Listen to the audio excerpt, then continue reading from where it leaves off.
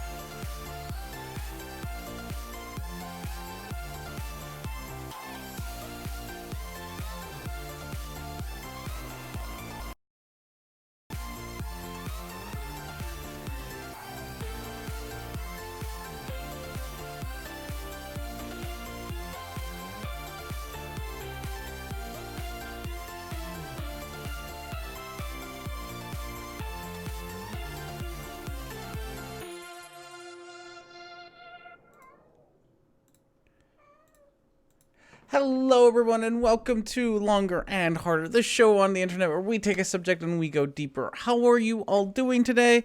Thank you everyone for being very patient with me today, as I am running a little late. Grocery shopping just took a little bit longer than usual, but we're here, we're good, everything's wonderful. Hobbs is here. He may come join us. I don't know. He's being an indecisive bitch right now. Aren't you, buddy? So once he decides to join us, you can watch him, because he's probably the most entertaining part. There he is. He's the most entertaining part about this show. So thank you everyone for being here. Hello NLC. Hello Sean. Hello Ugly German Truths. Hello W6I.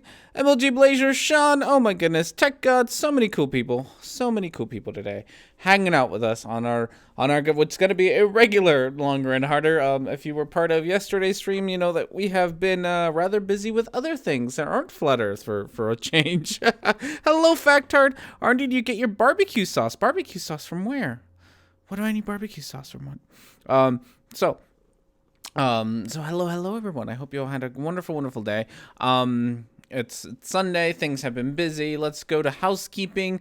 Everything should be more or less up to date today. Welcome. Yes. So housekeeping real quick. First thing, most important things, we have ourselves a brand new patron for Rhetoric and Discourse. I don't know if you're here. If you are here, let me know. Make a comment and I will you will become a mod. I should add that to like a thing that patrons get. You get to be a mod. Doesn't really come with anything besides the fact that you can talk all you want. And it's not going to stop you. Also, you get boobs, which I would like to give to you while you are here and not while you are not here. So, you know, just so that you can enjoy them too. Not just everyone else. Everyone else doesn't get your boob. But, and again, Kenneth left. I'm so sorry. I appreciate your patronage, but I'm not going to say this right. Kenneth Lefebvre. Thank you very much for becoming a patron. Welcome to, I'm not sure how long you've been a sub or anything, but welcome to the Rhetoric and Discourse family. We're gonna call us a family now. Why not? You give me like a mob film. I am gonna move the camera now that R&D has decided to Hobbs has decided to pick a spot to sit.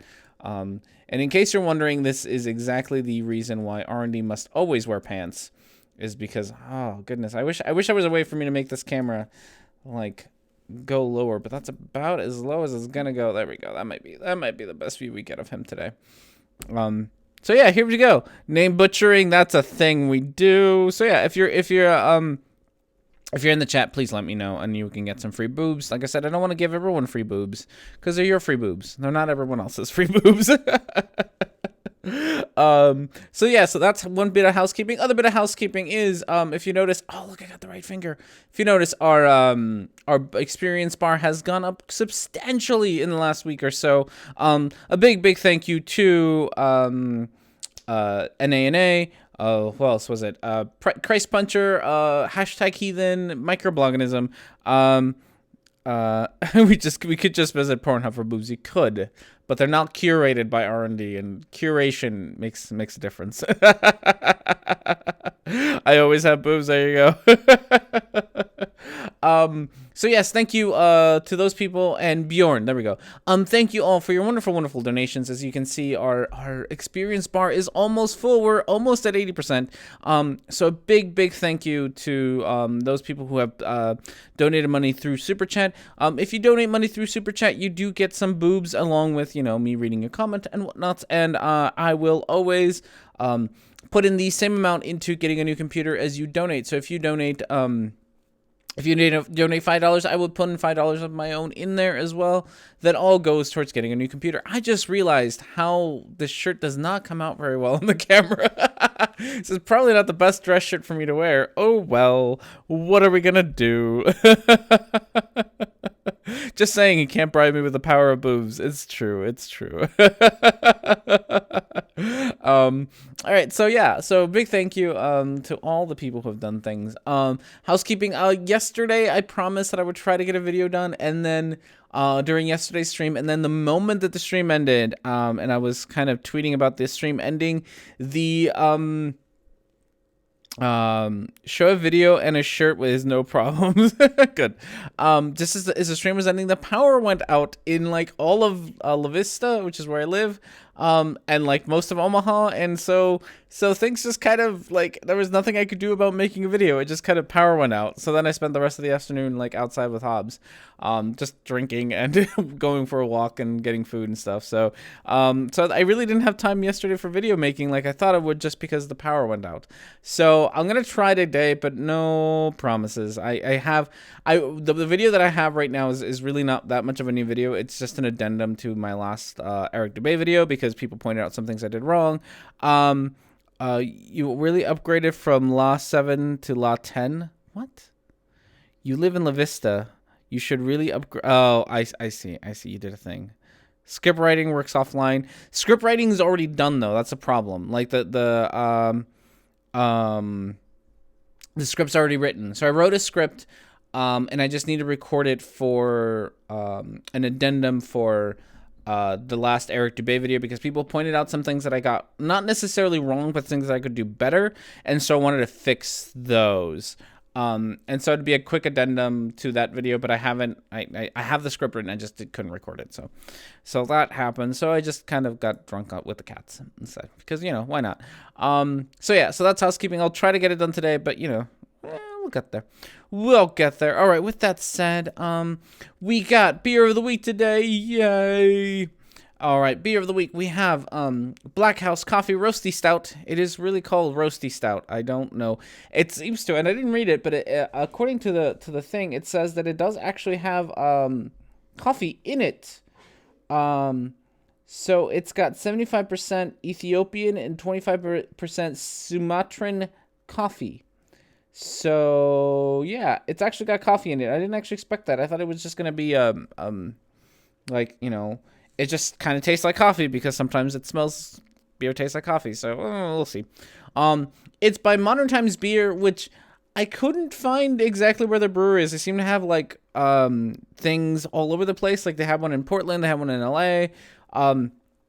So they're a West Coast thing of some variety. But I don't think that they do. So we'll be up and drunk, exactly. So they don't seem to just be they have like the independent brewery logo. So they're obviously like some sort of independent brewery, but they seem to also be pretty big. They seem to be kind of for an independent brewery, they seem to kind of be one of the bigger ones. But for the life of me, I could not figure out exactly where it was. R&D, maybe the U.S. needs to invest in its power grid upgrading, in that, if that is. I don't even know what happened to the power grid. It just happened. Can we get less man boobs, please? If you would like less man boobs, you can always donate for more real boobs. The camera doesn't stay down here, unfortunately. It just it pops back up. So man boobs is what you're stuck with. Sorry. I can't help you with that.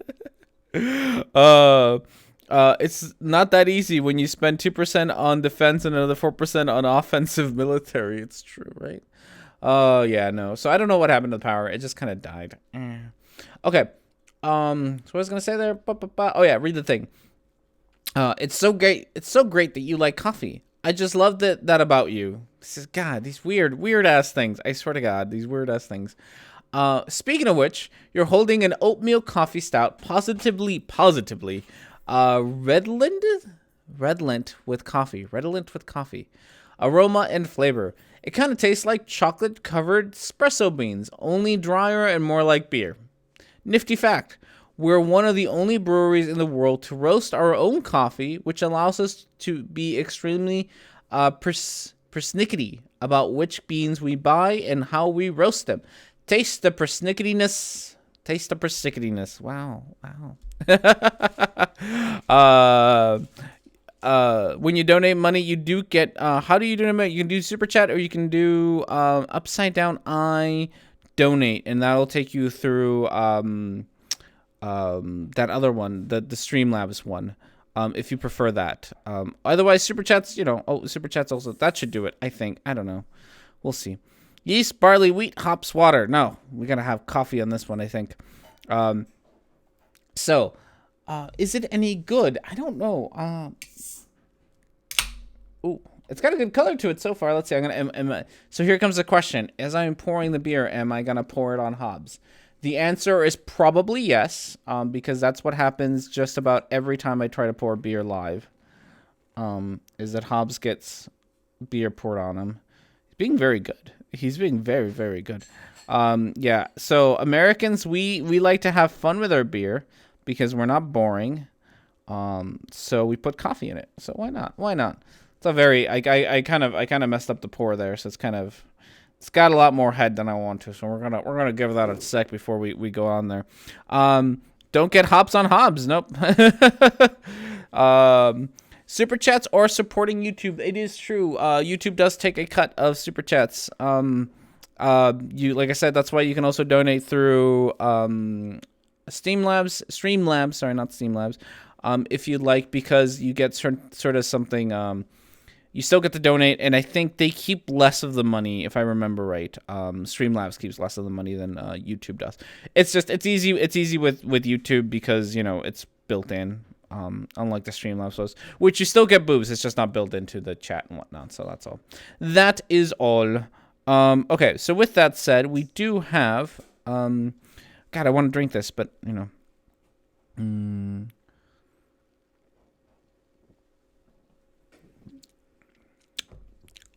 It does taste like I'm gonna move the beer so you can watch Hobbs. It does taste like coffee beans. That's pretty tasty. I like it.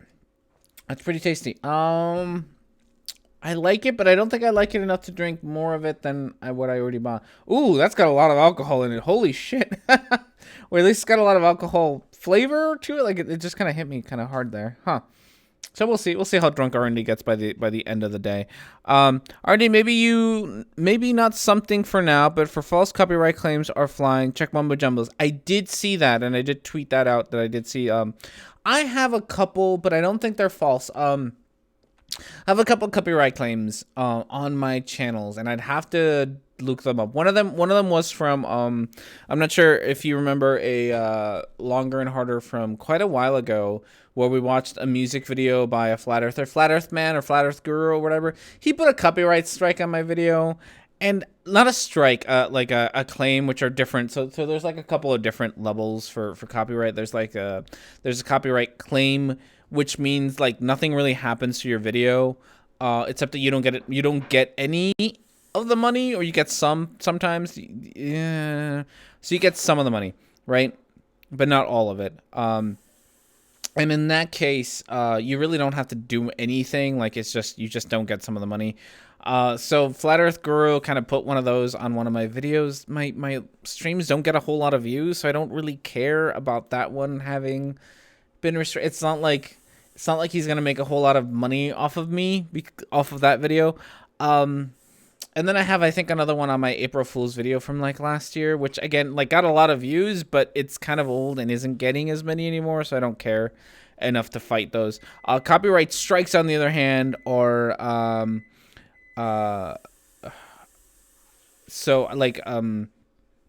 copyright strikes on the other hand, those are the ones that are actually dangerous. Those are the ones that like get your channel shut down, or copyright strikes. So yeah, I think Mumbo Jumbo probably didn't get copyright strikes because his channel would have been shut down if he had. He probably got a lot of copyright claims, and they are bullshit, and they happen because YouTube's thing is kind of bullshit. They just let anybody make those claims, and then there's no consequence for making false ones, which really sucks. Sorry, buddy. So yeah, but yeah, no, you got to be careful. Well, there's not much I can do about being careful because I don't use music anyway, but people can still do it because I watch their videos or whatever. So it sucks. Okay. With that said, we have this beer. This beer is pretty good. Not amazing, not bad, but pretty good. It's fine. It's fine. I don't do much with my laptop, so don't worry about support being dropped. Good. Okay. So here's our video options for today. We have The Truman Show by ODD TV. We have Debunking Flat Earth by Rob Skiba. AOC, which is the, what's her name? Alexandria Ocasio-Cortez. The Truth About Alexandria Ocasio-Cortez by David Icke. Alpha Males by Joe Rogan. Birth Control by Paul and Morgan. How to Write a Myth by Owen Benjamin. And Density is a Force by our very, very, very favorite Anthony Riley, which I think Strike might have already made a video about it. I don't know. Like I hadn't kept up with the Anthony Riley things the last 2 weeks or so because I've been really busy keeping up with the other nonsense on the internet, as you may know. So I think something happened there. Are you already covered Riley? Good. So I'm sure that other people have covered Riley. It sounded like people had been covering Riley. I haven't even watched the video. I watched like a clip of it, and then I was like, oh god, this looks real dumb. So if you'd like to talk more about Anthony Riley, there it is. Like I said, I just haven't kept up with things. 2 weeks is a long time. It is. It is a long time. It's a long time on the internet, so I'm not surprised that I miss out on a lot of things when like I said, I've been focusing on I've been focusing more on the rationality rules, ACA stuff for the last week or two than anything else. So sorry if I missed flat earth stuff that happened. That's just been what I've been focusing on. Hello, Jimmy. How are you? I hope you're having yourself a good day. Things are looking like votes are happening. Yay. Okay. Cloudbot is not broken today, so votes should happen. I'm going to try to fill in some dead air. So if you want some more information on these, the ODD one I forget, but I'm pretty sure it's got something to do with like a bull around the earth, like the Truman Show. Debunking Flat Earth by Rob Skiba, I'm pretty sure is the presentation that he did last year at the Flat Earth International Conference. The AOC one is a recommendation by Microblogganism, so that's why it's there. Alpha Males is Joe Rogan's podcast where he talks to Adam Conover. They talk about alpha males as well as talking about like transgender athletes in athletic things and sports. First Control by Paul and Morgan is Paul and Morgan being cringy as fuck. How to Write a Myth by Owen Benjamin. Owen Benjamin seems to be a racist, anti-Semitic asshole, so yay. And then Anthony Riley is, well, Anthony Riley, so that's a thing. Hello, Luke. How are you? I hope you're having yourself a wonderful, wonderful day. Hello, Awkward Pasta. How are you as well? Thank you, everyone, for being here. But like I said, I don't think you can vote twice, Awkward Pasta. I think you're kind of stuck with one vote. Paul and Morgan is gonna be a fun one. Hello, Evan Williams. How are you? This is fun. Why is it always I have to work when R&D has LNH longer and harder? You should get some headphones. This is a pretty podcasty show. I should rename this a podcast. I don't know why. Like the Longer and Harder podcast. I don't know why I don't do it. Like it very clearly fits format of a podcast. I just don't do it. That's a thing. I have seen what's his face? Because I want to follow in the footsteps of Dusty Smith. I have seen that Dusty Smith, like with his new podcast, that he's been like he put it up on the Apple iTunes thingamabob, like his podcast, and he's put up the on what's Stitcher Radio and whatnot. Would that be a thing that people would be interested in if I made like an audio only version of this that could be uploaded to whatever Stitcher? I don't know how it would work. I'd have to look into that. Or Apple. I think for Apple you have to pay like some sort of fee, but I don't think it's very much. Would people be up for that being up there like an audio only or something so that you could just listen to it rather than having to run like. Because, like, when I have to listen to some of these podcasts, I have to, put it on the YouTube app and whatnot on my phone and then listen to it. Would people be willing to have an audio only? You would, of course, miss out on the fun video bits, but obviously we also listen to the video, so you wouldn't miss out on the sound. So far we got a no. We got a yes. So, yay. Well, maybe we'll make a vote that to, last the rest of the stream. Once this vote is done, maybe I'll make another poll through Cloudbot. And people can vote on that. So just to see, other ways to get it. I don't know how much effort it would take for me to set it up and all that nonsense. So I might be saying I can do it and then I won't be able to do it because, it actually takes a whole lot of things. Hello, Chris Meir. How are you? I hope you're having yourself a wonderful day. So I just listen most of the time. Yeah, and I feel like a lot of people just listen, which is fine. The videos are there, but it's also not a thing, not a thing that's super important. So I'm not entirely entirely concerned about people missing out on video things. Let's see how our poll is going. We have about 13 seconds left for our poll. Current winners, 13 seconds. Number 5 is winning. Oh no, number 6 and number 5 I think might be tied. Oh no. You got about 10. Nope, you got about no seconds left. On that one. So, drum roll please, Cloudbot. What do you think? Cloudbot says that number 7 won with 36% of the votes. So we get to listen to some Antony Riley. So that's fun. Paul and Morgan just barely lost out on that one, which is a shame. It would have been lovely if Paul and Morgan would have. He's done. Okay, bye. It's nice knowing you, buddy. Other auxiliary cat Emma is also here. I don't know if I might be able to get a good. We might be able to get a good auxiliary cat Emma shot as well. See if I can move that. There we go. Ooh, pull the sweater out of the way without bothering her too much, I hope. There we go. There's auxiliary cat Emma. So we can watch auxiliary cat Emma as well, rather than my ugly mug. Okay. So, cats are yelling. Why are you yelling, cats? I am gonna put this up. So should we podcast is gonna be the question. And you can do a yes or no. And I'm going to just leave it up for a little bit. And you guys tell me what you would like to do. So let's do yes. And it'll be upside down yes to vote for that one. And I'm sorry if I'm being like super unprofessional and taking time right now to do this rather than like later. But, you know, why not, right? Why not? So yes and no are going to be our options. You don't get an I don't care. You better fucking vote. That's it. Learn to vote, people. All right. So we'll start that one, and there's no time limit on it, so it'll sit there, and then I'll check up on it at the end of the day, and I think Cloudbot will take care of most of the things. So let me know if so that one is if you'd like to have a so what's the one? The winner is going to be Antony Riley. So let me know if you'd like to do if you'd like me to try to figure out how to do a podcast, like an actual podcast where it's audio only on like Apple podcast things or Stitcher or whatever. So you can do a yes, you can do a no, you know, whatever. It's a thing. We might put it on. There's a lot of no's. Ooh, it's a good thing it's there. Okay, so we have Antony Riley. It looks like GeoStrubber says that he's already covered this, so that's great for him. I obviously had no idea that this was a thing that was going on, but, you know, God, you're such a pretentious ass. What's your name? Antony Riley. Every time I am surprised at how much of a pretentious ass you are. This is such a pretentious picture, Antony Riley. Oh God, you're so Antony Riley, you're a hoot. You're a hoot.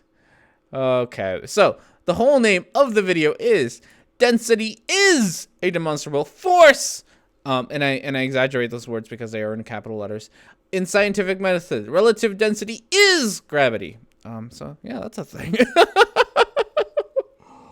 If you get trouble setting up iTunes podcast, I could help you out with that. Oh, that'd be fun. If we get there, that would be fun. Okay. For the longest time, I thought Riley's name was actually Lily. Better content or more of it. Better content or more of it. I do want to make better. I do want to make more content. I do. I do want to make more. It's just, I need to get my shit together. I promise to try to get that video out today. And then, so I guess other questions, because I don't want to deal with Antony Riley. God, all the questions that I want to ask rather than Antony Riley. So flat earthers have started doing this thing now where they're not doing videos anymore. Like, very rarely. I'm struggling, besides like Antony Riley, I'm actually struggling to find videos of a lot of the usual suspects on the flat earth thing. Like, granted, Flat Earth doesn't do Flat Earth videos anymore, but like Flat Earth Asshole doesn't really do videos. Jeranism doesn't really do videos. Riley's like the only one who does. And most people have switched over to doing streams where they just kind of like say random ass shit. And while I'm okay with sitting down and just watching a stream, they tend to also be, you know, hours and hours long. And streams are crappily produced. Check out mine. And so they're not as cohesive. They're not, you know, they're rambly messes. Imagine that. And I'm having a really hard time doing that. So I'm also gonna ask if there's like other topics. I know that we talked a little bit about climate change. That might be fun. I've been having fun talking about trans issues. Apparently not everyone else is. So, you know, give me ideas as to what things you might want to be talked about. Not just on the show, but just in general. What other things might we be able to make videos about? Okay. So with that said, let's read the dictionary first, and then we'll watch the video. So if you don't know who Anthony Riley is, no one does, and that's okay. Pseudoscience. So, what is pseudoscience? What is pseudoscience? A collection of beliefs or practices mistakenly regarded as being based on scientific method. Okay, here we go. If scientific method is the standard. Go after J.M. Truth. Who is I'm sorry, Riley. I don't give a fuck about you. Who is J.M. Truth? Deserves the clinking, dishonorable ritual. Everybody turning away from the ignoring he even exists. A pretender is worthy of being debunked. G.M. Is that how I look him up? Just J.M. Truth? Because you know I'm gonna stick you in my thing over here. Nope. Over here. We're gonna search him up real quick on my laptop and see what pops up. I don't want to do it on my computer because, like I said, my computer will die the moment that I try to do anything with it. J.M. Truth. Looks like Godless Engineer has made one video about him like 3 weeks ago. He seems to be about. What does your about page say about you? Description: Shalom, my friends. Oh, you Jewish? Shalom's Jewish thing, right? My name is Joshua Michael Gennari. I own this channel. My background: I was deployed in 2003 to OIF and medically discharged in 2005. 2012, Bachelor of Arts degree in Film and Video Production and Graphic Design. 2015, Master's of Science degree. Really? Okay. That's impressive. In Instructional Design and Technology. I consider myself a truth seeker. I'm also not religious, but do know my Heavenly Father. I'm not Jewish? Oh, okay, never mind. Christian, Catholic, or Muslim, or any other religion. This site is a dedication to the Heavenly Father for leading and guiding me to all truth. My wife, Jackie, for standing by me through the thick and thin, and my fellow truth seekers, believers, and friends. Oh. What are some things that you got going for you here, my friend? This might be interesting. Okay, this seems like a good one. Oh, no. Science series. Physics. Scientism. Oh, goodness. He's got some good stuff. All right, well, we'll take a look at this guy. I'm gonna save him here for next time, because I think he does have some. It looks like he does have some interesting, worthy things to talk about. No, it is what his online condescending college called his media design course, Bachelor's of Science in Media Editing or something. Oh, we did a taking look at him. We did. Was I there for that? I'm gonna take they usually call it pamphlet making when they're debating him. Is all he needs an illusion? Okay, cool. Well, we'll take a look at him. I will add him to the list of people that I need to look at. Okay, pseudoscience. We already read that one. Okay, Anthony Wright is going to tell us things, and I'm sure he's not going to do it in a pretentious manner at all. In the scientific community. That is really quiet. Gonna turn that up. Gonna start you up again, Riley. I'm gonna turn you up just a tad, just a hair bit. If scientific method is the standard in the scientific community.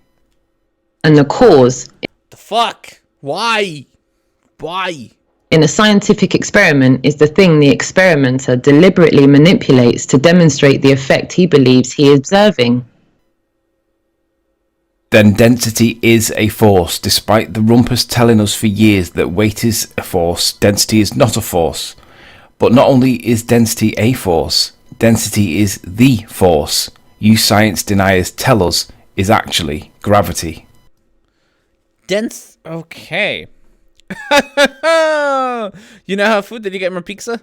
I want pizza. I wonder if I convince my wife to order some pizza. I wonder where can I buy pizza? I'm hungry now. Okay. So, okay. Can I hire Riley with my keyboard? Can I hit Riley with my keyboard? I mean, I'm not gonna stop you. Density is a force. I looked this up earlier. I wonder if I can I look things up without killing things? Let's see what Google has to say. What is the definition of a force? Here's the definition of force. Strength or energy as an attribute of physical action or movement. Strength or energy as an attribute of physical action or movement. He's also so dense his force of stupidity. It's true. Density is a ratio of weight to volume. Where does the force come from? I think, if nothing else, and this is just a prediction. Again, I haven't seen this, so I'm gonna predict this. My guess is he's gonna so there's a lot of what are they called? They're not called pseudo forces. They're like there's those forces that aren't really forces. Like I think centripetal force is one of them, or centripetal. One of those two is it's like a force that isn't a force. It's kind of like it feels like it's a force, but there's no actual it's not actually one. What are they called? Centrifugal one, fictitious, might be fictitious one, fictitious force. I could see him sort of figuring centrifugal, pseudo force.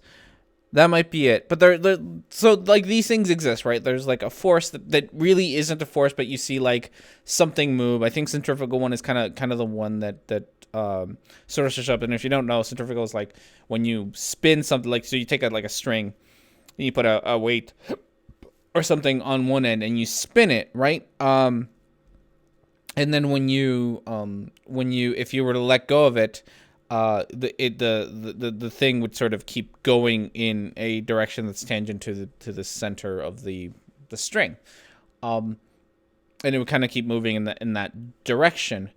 And this is often thought of as a force, or sorry, it's described kind of as a force in some like centrifugal force, but it's not really a force. There isn't a force pulling the item, the object away. That's not something that's like there's nothing that's actually creating that force. It's just it kind of looks like it might be one because of the energy that you're putting into the spinning of the string. Centrifugal is called a pseudo force because it does not really put energy into the process. It's a consequence of conservation momentum. Yeah. So I probably did a terrible job at explaining that, but more or less, I can see how potentially that's what we're gonna do. Is we're gonna see a fictitious force here, that Anthony Riley's gonna show us a fictitious force, and he's how are you gonna do this, Riley? How are you gonna do this? Like one way that I can think you do this, and I wouldn't be at all surprised if this is the way you do this. Like if you were to take a yoga ball, right? Let's go with a yoga ball. You take a yoga ball and you press down on it, you put some weight on it, and you let go, and then the ball kind of re-expands to fill its shape. I could see him doing that and saying, "Look, the density is pushing my hand up," or some nonsense like that. I could see that. Why can I only see the corner face? Well, there's other cat there somewhere. I'm not sure if I'm pointing in any direction. There's other cat. There's auxiliary cat Emma right there.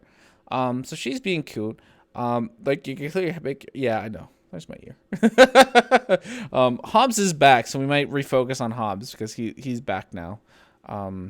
Take a yoga ball. We're not making debate homeless. We're not making debate homeless. It's true. So yeah, I could see him doing something that stupid where he pushes on something, and then when that thing pushes back, he calls the thing pushing it back the force rather than the force that's actually being put into it, because for every action, there's an equal and opposite reaction. So I could see him doing something like that to show that density is a force. That's my guess. God, Riley, if you're this predictable, I'm going to be super sad. So wait, the Rumpus has been telling everyone that density is not a force, but weight is a force? What? So what's the equation for weight? Weight, I'm gonna look this up because weight has an equation, and it's like, I wish I remembered it, but I'm terrible at things. Weight. Nope. I pressed all the buttons. I'm sorry. Weight equation. There's an equation for this. For what weight is. Nope. I did weight exercises. I did not mean to do that. Equation. There we go. Weight equation. Is something. God, why can't I find it? It's here. People who are smarter than me will probably tell me this. Here we go. In general, force equals the constant g, mass 1 times mass 2 divided by distance. So that's 1. On Earth, it is GE equals gravitational force, the mass of the Earth times the distance to the Earth, and that more or less gives you weight. So a G being the force that's applied. So there's a force component to all of this. Oh goodness. The yoga ball is full of midi-chlorians. I could see that. So wait, if density is this guy's version of gravity, then how can anyone fly a kite? How does a plane fly? How does a lot of things work? Is kind of the thing. Okay. How do you do that, bruv? What a muppet. Because the rumpus is lying. And the discovery.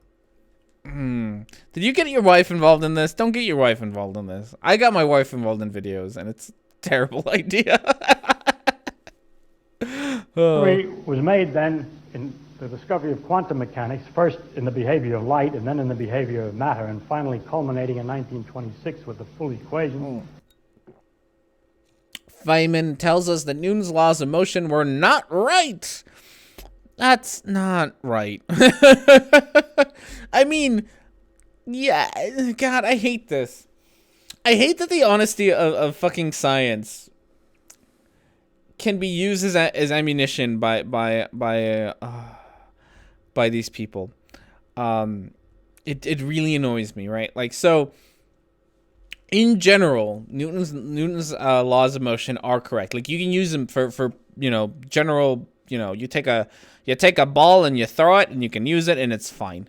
Like, you in all of your daily uses of that you might need to use Newton's laws, they work just fine. There really is absolutely no problem with using them for regular things. They're very highly predictable and they work really, really well. There's some circumstances where they don't work. And I don't even know if Feynman's a legit doctor or anything, but my guess is that's probably what he's talking about, is that there are circumstances where it doesn't work. It just, and it usually, I think they really just, Newton's laws kind of break down when things get really small, or things get really fast. They just don't work anymore. I don't know who Feynman is, sorry. So they just kind of fall apart and they don't work anymore, but that's, again, not things that that doesn't make them not right. It just makes them not right in these really weird circumstances. You take your milkshake and threw it and it's all right. Ha. Hand me your nerd card. Okay, I'm sorry. Feynman was a physicist, if I'm correct. Wait, you don't know him? I don't know him. Yes, there are all right in circumstances and conditions. There is a relativity. Generally speaking, though, most use of perfectly fine and stand up. You can derive Newton from Einstein. It's just not possible to go the other way around. There you go. Nobel Prize winning for his quantum chromodynamics. Did not know that. I worked on the Manhattan pattern. Ooh, neat. Feynman. I don't know. It looks like a F. It looks like an EY. Okay. Of quantum mechanics, which told us that the laws of motion of Newton were not right and had to be modified to other laws, which are quantum laws of motion. And when this quantum laws of motion... Okay. In the Flight of Late, not so long ago, debate 822 from 39 minutes. Oh, goodness. So yesterday's show we dealt with the notion of gravity and whether it's a force or not. And I made numerous points and qualified it. Now, I've had some critical feedback from somebody that I respect. I'm not going to say who, because I didn't ask whether I could reveal his name or not. But this is what he said to me. He said, please, please, please rewatch Bob's point about acceleration and address tomorrow. I tuned into the debates early this morning, especially to hear mine and Nathan's take on it. And So Oakley's circle joke? I think so. I don't want to listen to you read this. felt that you both failed to address the point.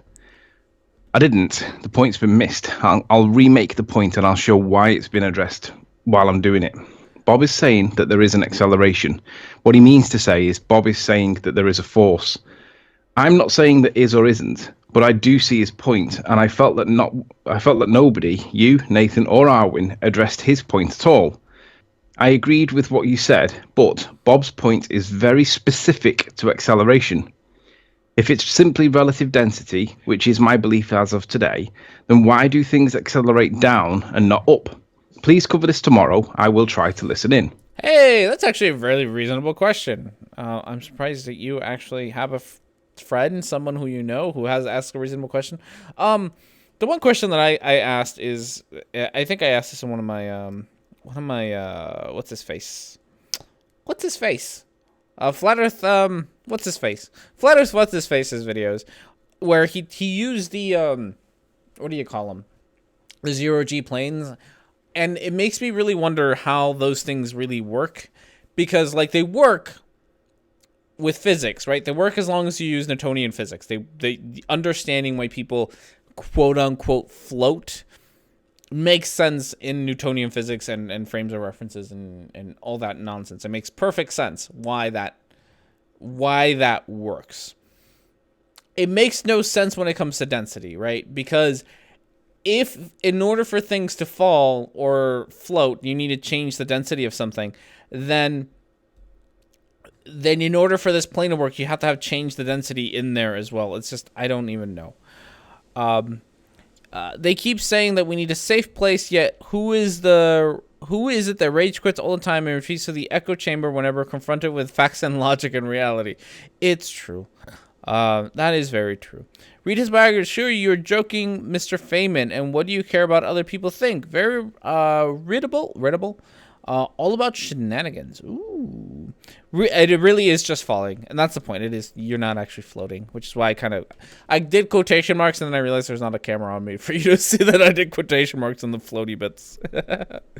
Feynman. Oh, Feynman. Okay. I can go with Feynman. Feynman is fine. All right, here we go. So, right at the beginning of the presentation yesterday, I gave the definition of and explained fully vector. Vector, as it's stated on screen, is a quantity having direction as well as magnitude. And then in the bit in blue, that's the important bit, especially is determining the position of one point in space relative to another. Okay. This is the point that's been missed. This is the point that I did point at Bob and say perhaps he's forgotten this. But in the egg scenario, the vector is created by the medium and the egg itself, and it's the relative densities of both. Now, I've highlighted Nora's comment, and I'm going to stay on the... What are we talking? I feel like I missed things. He believes he explained things, I know. There is no direction in density. Doesn't know what a vector is. I don't think he does. I don't think this is... I'm really curious as how you think this is going to answer the question. Because the question is still, why do things fall down, right? Like, there's no reason... If we're going to go with this idea that things move, denser things, right? And I'm sorry if I'm strawmanning your position, Anthony Riley, but it's so stupid that it's really hard to do anything but if the position is that objects move through a medium because of their density, so heavier objects will move, not heavier, I'm sorry, that was the wrong word. Denser objects will move through less dense mediums, then you still have to explain why that motion is in the direction of the center of the Earth. Or I guess in your case, because you think the Earth is flat, why is it on the direction that is down, that we consider down, right? why is it that way instead of up or really any other direction? Because you need a reason for it to go in those directions rather than to it always going towards down. Like, that's, I think, the question, and I doubt you're gonna answer it, because that would be a thing. If density was an actual cause, Riley would be at the center of the earth. He would. If density, and it also there's a lot of, what was the other one? I know there was another example of God, I'm gonna have to think about some of these other examples about why things don't work though. So, for example, and I think this is a great example of why I don't know. We're gonna find out. Record again that, in my opinion, Nora is disinfo on this topic, because Nora is not just disagreeing with me. She's literally. Yesterday, a video was uploaded giving a great example why it cannot be density alone. Put a ship lies less dense than water, one side of an old-timey bar scale, and a bowling ball denser than water. On the other side, how will the scale lean? Put a ship. Oh yeah. So I guess the other part is kind of the buoyancy part, because you can if you were to take this, I feel like this was a Bill Nye experiment, right? Where you can take a aluminum foil, and you can make it into the shape of a, roughly about flat bottom edges and all that, and it will float just fine on top of water, right? And then you can take that same boat and crush it up and crush it up into a ball, and you can weigh them on the scale, and they should weigh roughly the same thing, give and take some things, right? But it should weigh more or less the same thing. And the other great bit published yesterday was BM Furball, Pancake Hero, giving the water does not get denser below 1,000 millimeter depth, but pressure increases example.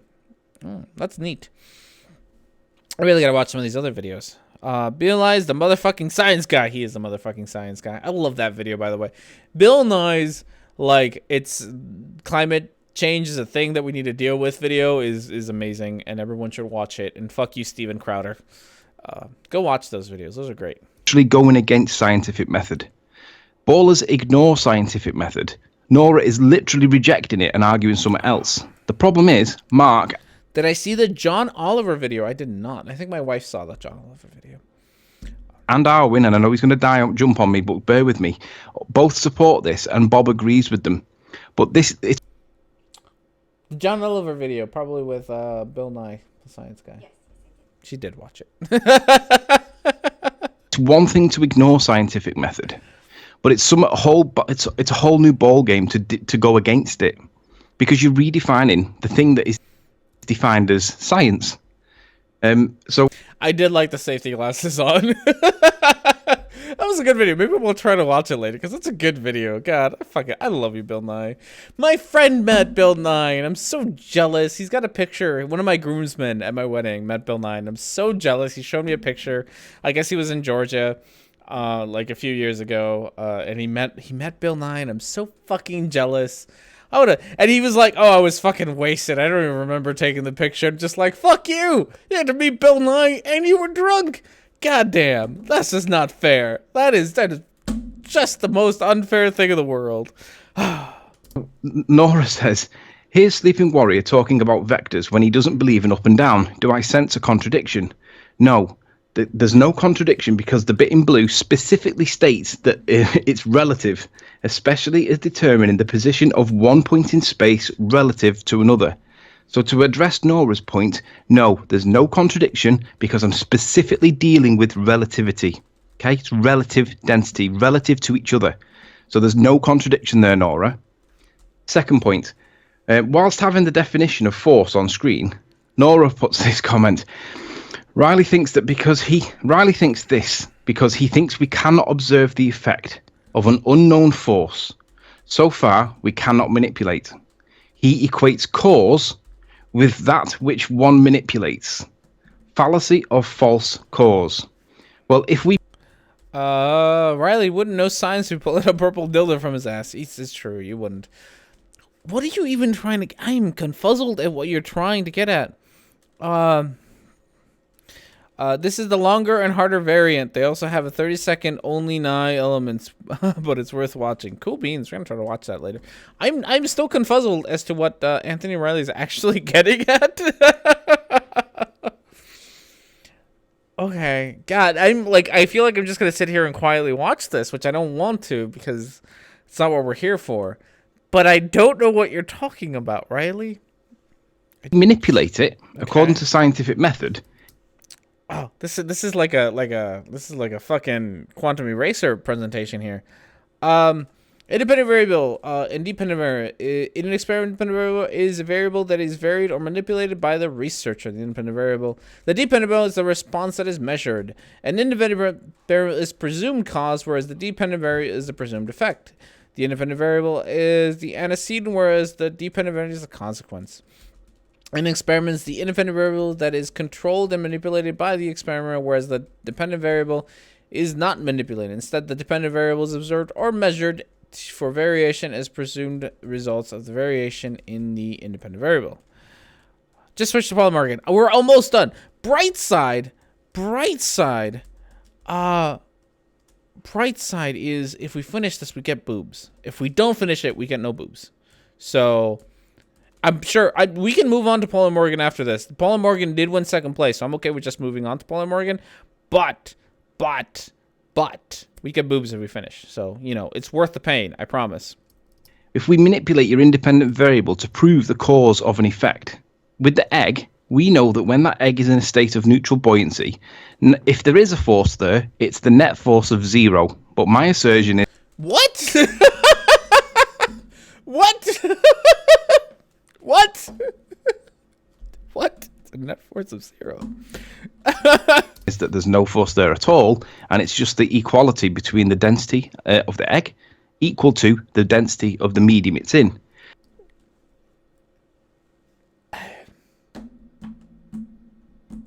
There's no force there at all. How do you know that? Okay. How do you know that there's no force there at all? So what are the things? I think I remember this when I think it was it an Anthony Riley video? It was probably an Anthony Riley video. Now that I think about it, it's an old video of mine, where I talked about density and buoyancy, and if I remember right, and it's been a while, there's the same amount of pressure down as there is up, which is what is doing this. That there's an equal amount of pressure downward as there is upward. This is a neat trick, but that doesn't mean there is no force. Force is still there. The egg is still being pushed or pulled down. It's just that there's an equal and opposite force the other way. Do you wish to ask for a divorce, Gavin? Paul and Morgan are horrible. They are the worst. We don't want Paul and Morgan. If we do Paul and Morgan, I should get my wife to join. Wife! Wife. The stream demands your appearance.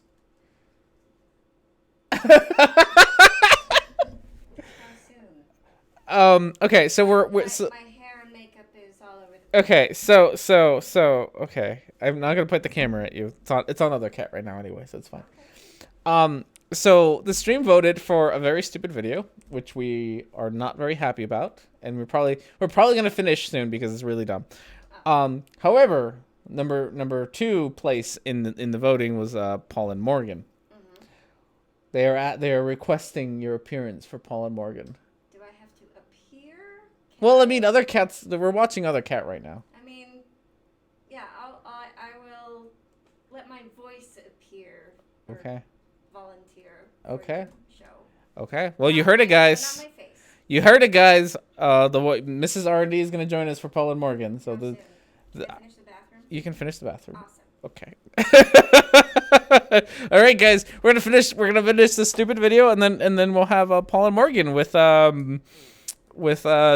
R&D. So that'll be good. Okay. Here we go.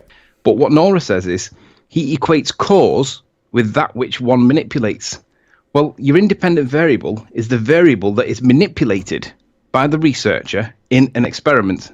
It is the presumed cause. So when she says he equates cause with that which one manipulates, Unfortunately, Nora, it complies with scientific method and is the cause of the effect. The presumed cause. The presumed cause. It's not the cause. It's a presumed cause. Like, I'm trying to think. I'm trying to think of a way to demonstrate how you can manipulate something, but that doesn't necessarily mean that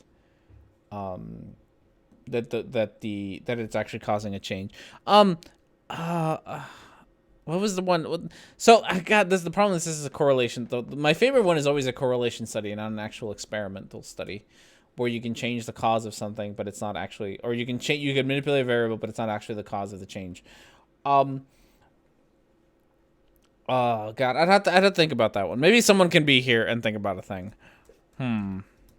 So on the one hand, if you're going to claim that there's a force there, then you're going to have to demonstrate that force by wiggling it. That's the reason why we have the requirement.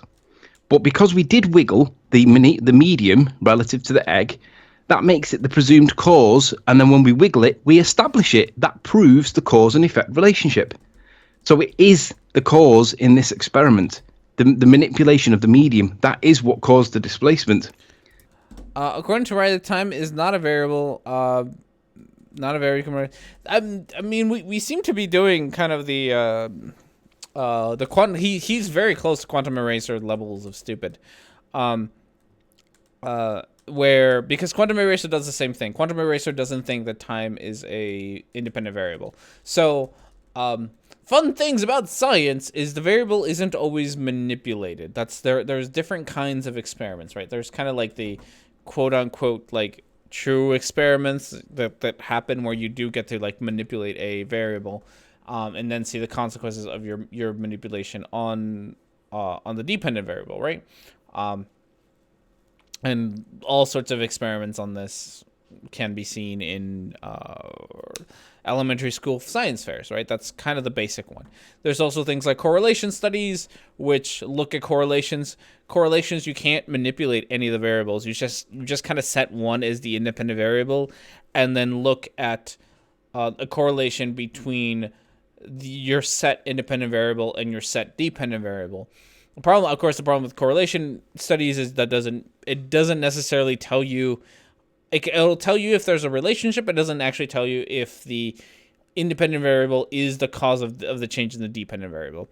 There's also things like quasi experiments, which are where you can't truly randomize you can't truly. We do these a lot in psychology. You can't truly randomize the groups that you're in. So these tend to be studies on like age, gender, studies on like time and things like that, because you can't necessarily manipulate gender. Like you really can't. You can't just be like, okay, you are gonna be in the male or the male gender, and you're gonna be in the female gender. You can't manipulate that. It just is. He thinks manipulating is changing. Yeah. So there's a lot of like the experiment, like science isn't just the kind of science that Riley is thinking about, and it's the same kind of science that quantum eraser is thinking about, is fourth grade science fair science, where you take a penny and you put it in different you put it into like lemon juice, right? And you dilute the lemon juice and you see what the change is on how much rust is taken off, right? That is the kind of science that Riley and Quantum Eraser are talking about. That's the only kind of science that they think exists. There's so many other kinds of science. Like, science doesn't stand there. Microbiologism also brings up a good point, is that even if you could, it wouldn't be ethical. Things like studies on drug addiction and things like that, like, are one of the, like, you can't do an experiment on drug addiction, like a true experiment on drug addiction, because you can't get a group of people and get them addicted to heroin and then see if, see what their reaction is to being addicted to heroin. That's not an ethical thing to do. And so you have to do what is called like a quasi-experiment, where you find people who are already addicted to heroin. It means that you didn't really manipulate the independent variable. You just found people who were in the independent variable. The only science is cell biology. Don't at me. So you didn't actually manipulate in the way that Quantum Eraser and I keep talking about Quantum Eraser like it matters, in the way that Anthony Riley thinks about it. There are other ways to quote unquote manipulate an independent variable without actually having to change it. Time is a good one. Time is a variable, and you can test things over time, but that doesn't mean that you can actually manipulate time. Like, you can test things at different times, and we do this a lot in science. That doesn't mean, like, he's pretty much invalidating time as an independent variable ever. All right, almost done with this video. Let's finish it so we can get some boobs as a reward, and then we'll take a break, and then we'll go into Paul and Morgan. So if Nora or Bob or anybody else that disagrees thinks that there's a force in this thing when the thing that we manipulate is the medium, you are literally going against what scientific method states. That's worse than failing to address it in the first place by just not manipulating it. If you're going to claim that the manipulation of the medium around the egg somehow is a force, then you're literally pissing in the face of scientific method. If you what? Oh. In the alternative, density becomes the force. That means that Rumpus, all those times when he told us that density is not a force, weight is a force, that would mean that Rumpus has been wrong all that time. And scientific method proves it. Okay.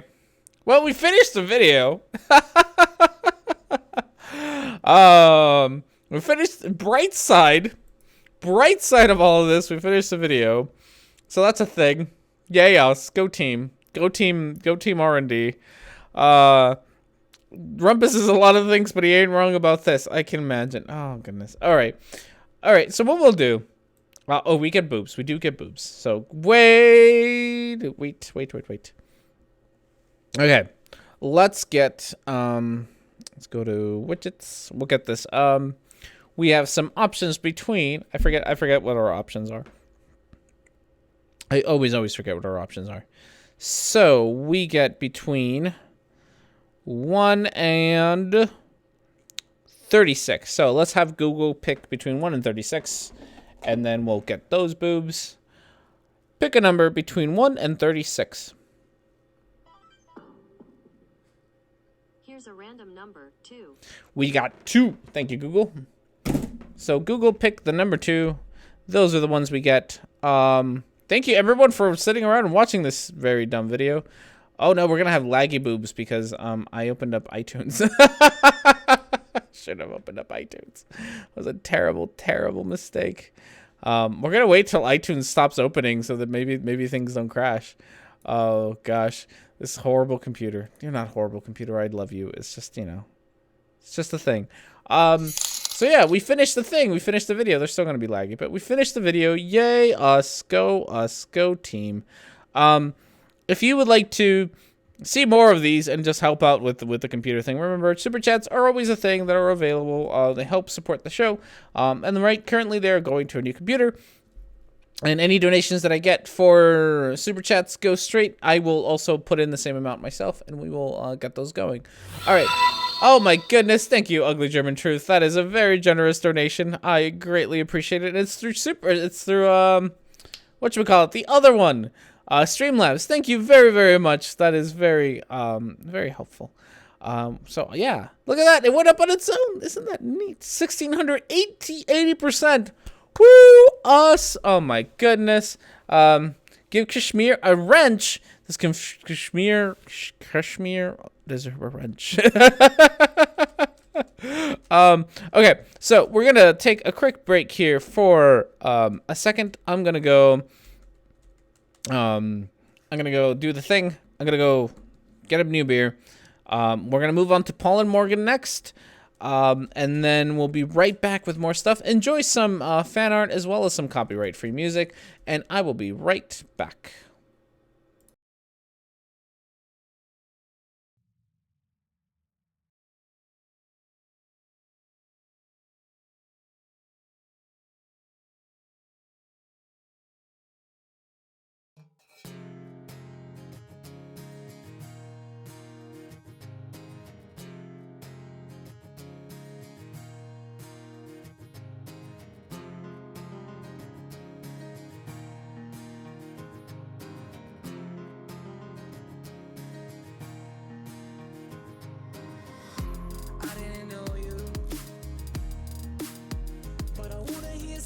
if you had to feel it.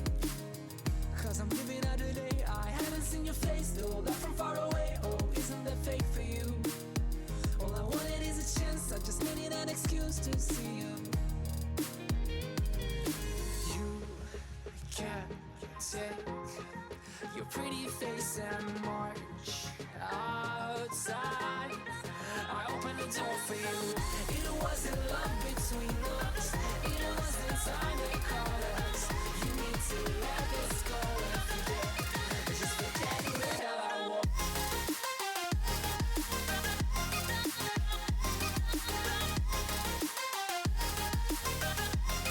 Just forget who the hell I was.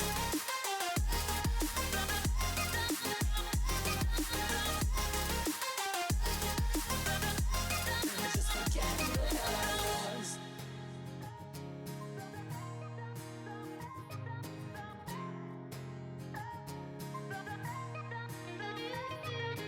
Hey, I guess this is me, writing songs of a love far gone. But I guess I have to. Now we became two ones from 1 2. I read already 3 pages and 2 years of my life. Look what you made me do. I smile no thanks to you. You can't take your pretty face and march outside. I opened the door for you. It wasn't love between us, it was the time they caught us. You need to let this go and forget. Just forget who the hell I was.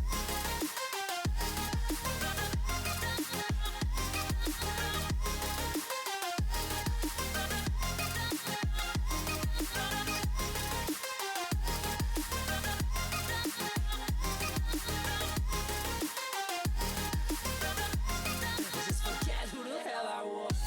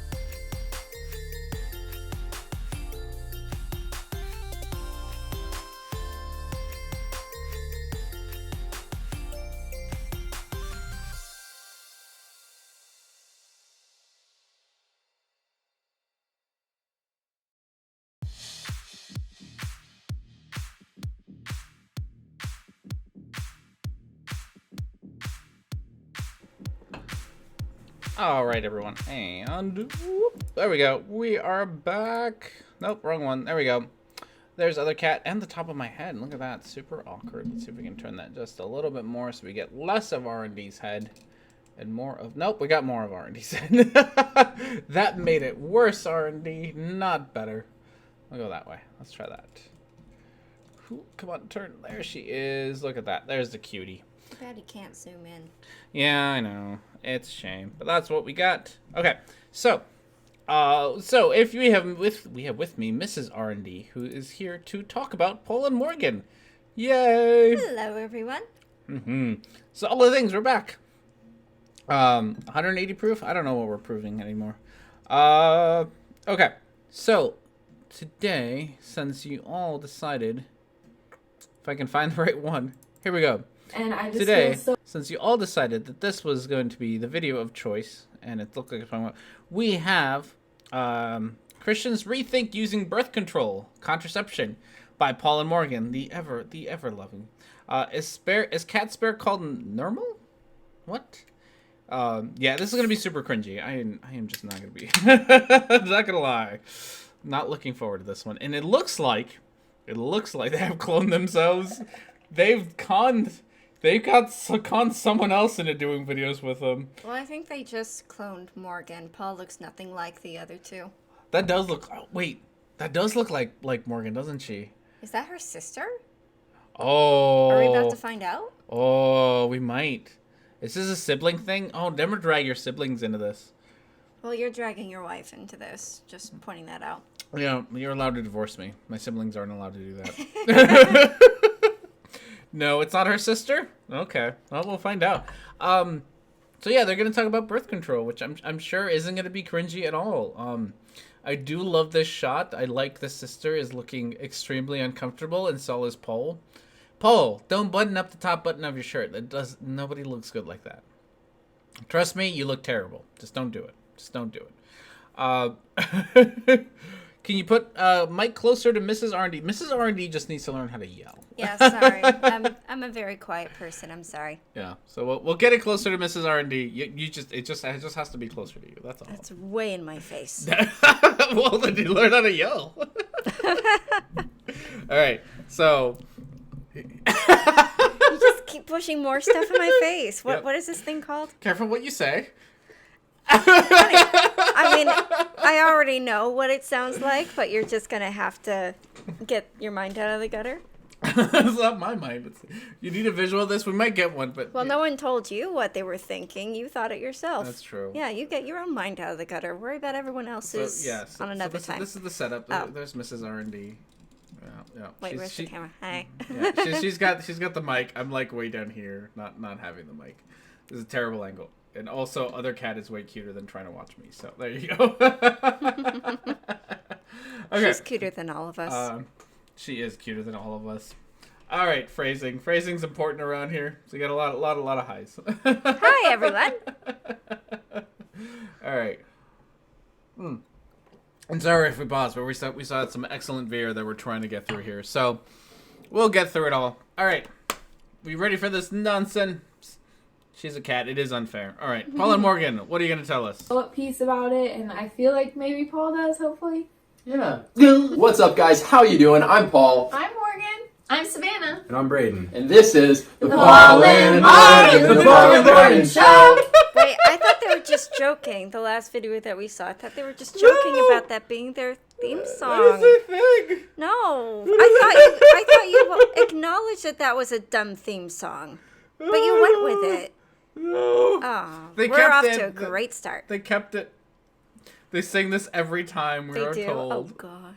Yeah, they sing this every time. Oh, this is awful. This Let's is also. see, we're not even 15 seconds in, and the cringeworthiness has already begun. God, every fucking time.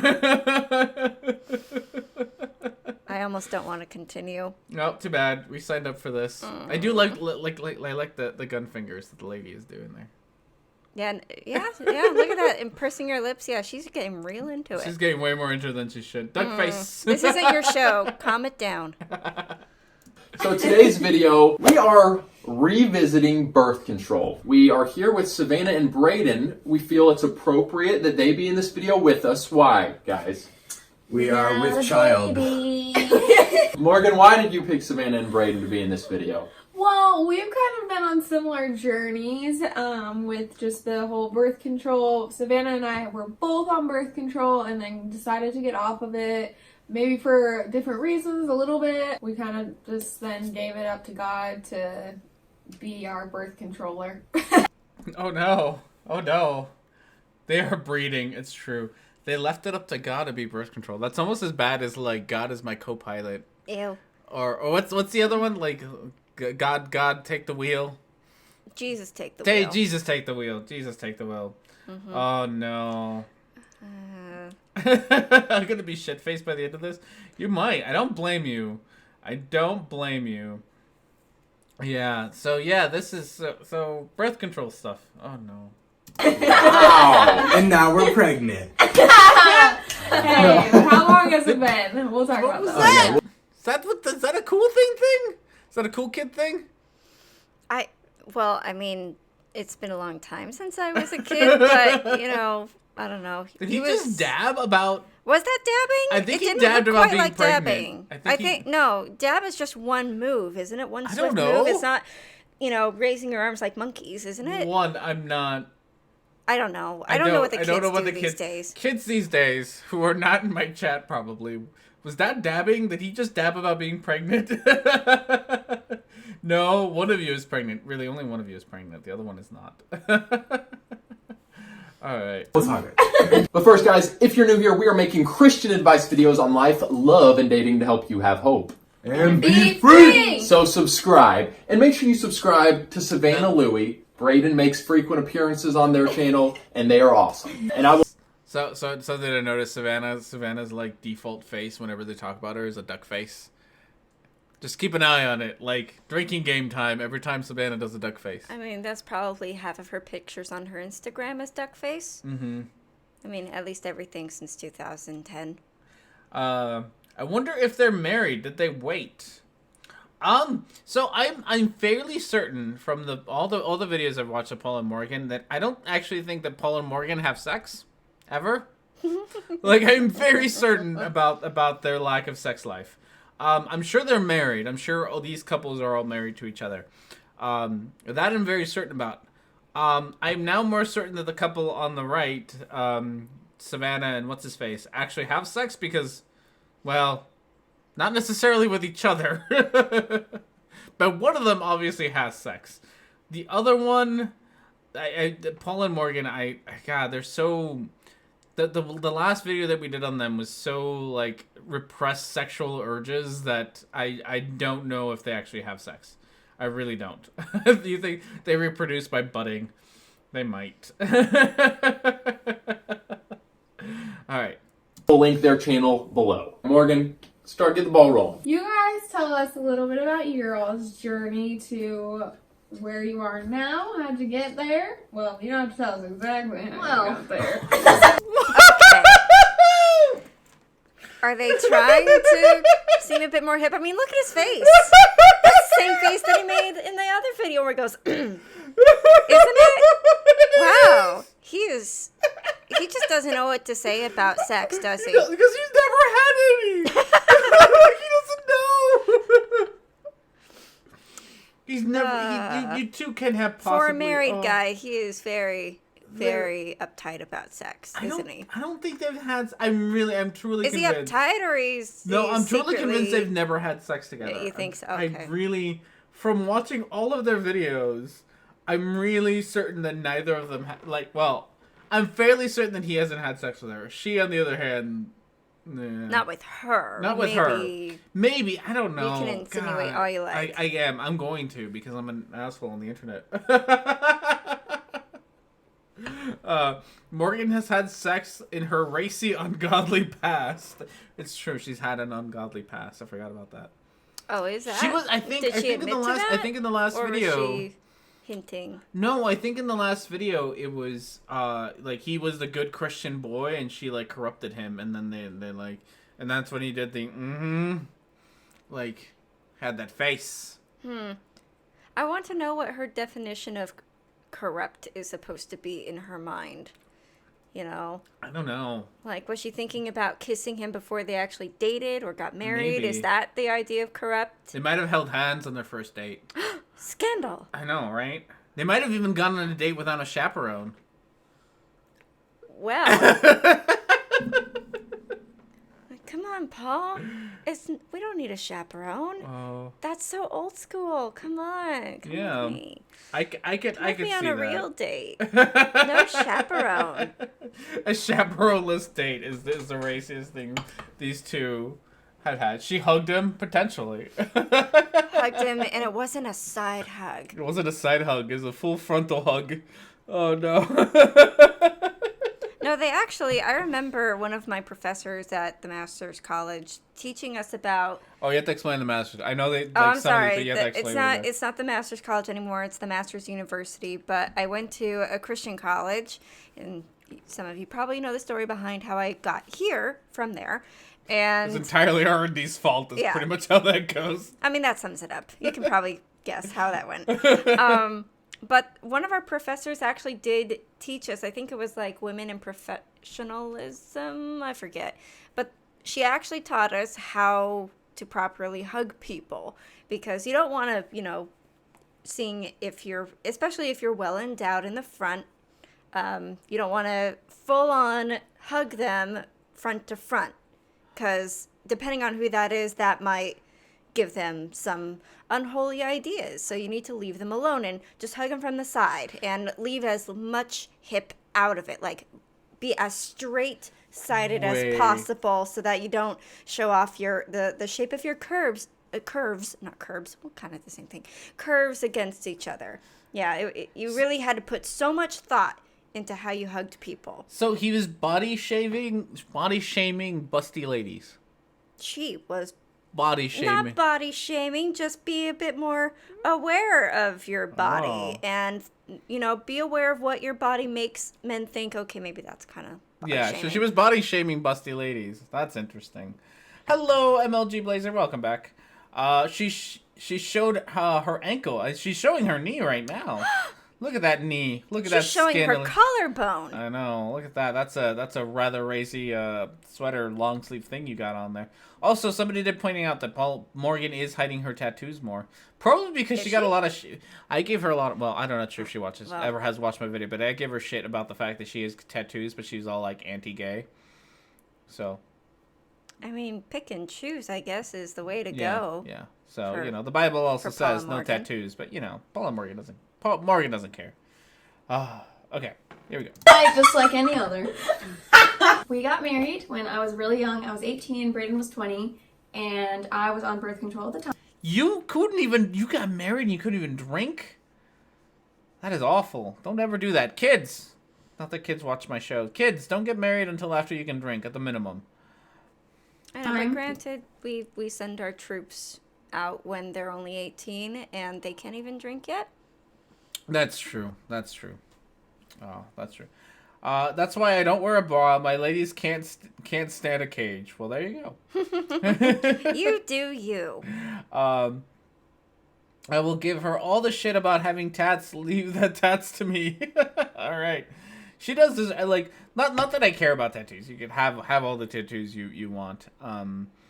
No worries there. It's just, don't be a hypocrite and be like, I'll follow the Bible, and then have tattoos, because the Bible says no tattoos. So, just don't be a hypocrite. That's all.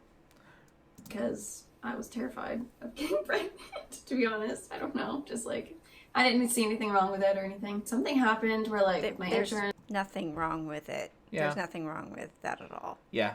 Yeah, ladies, the two of you who watch the show, if you're on birth control, that's cool.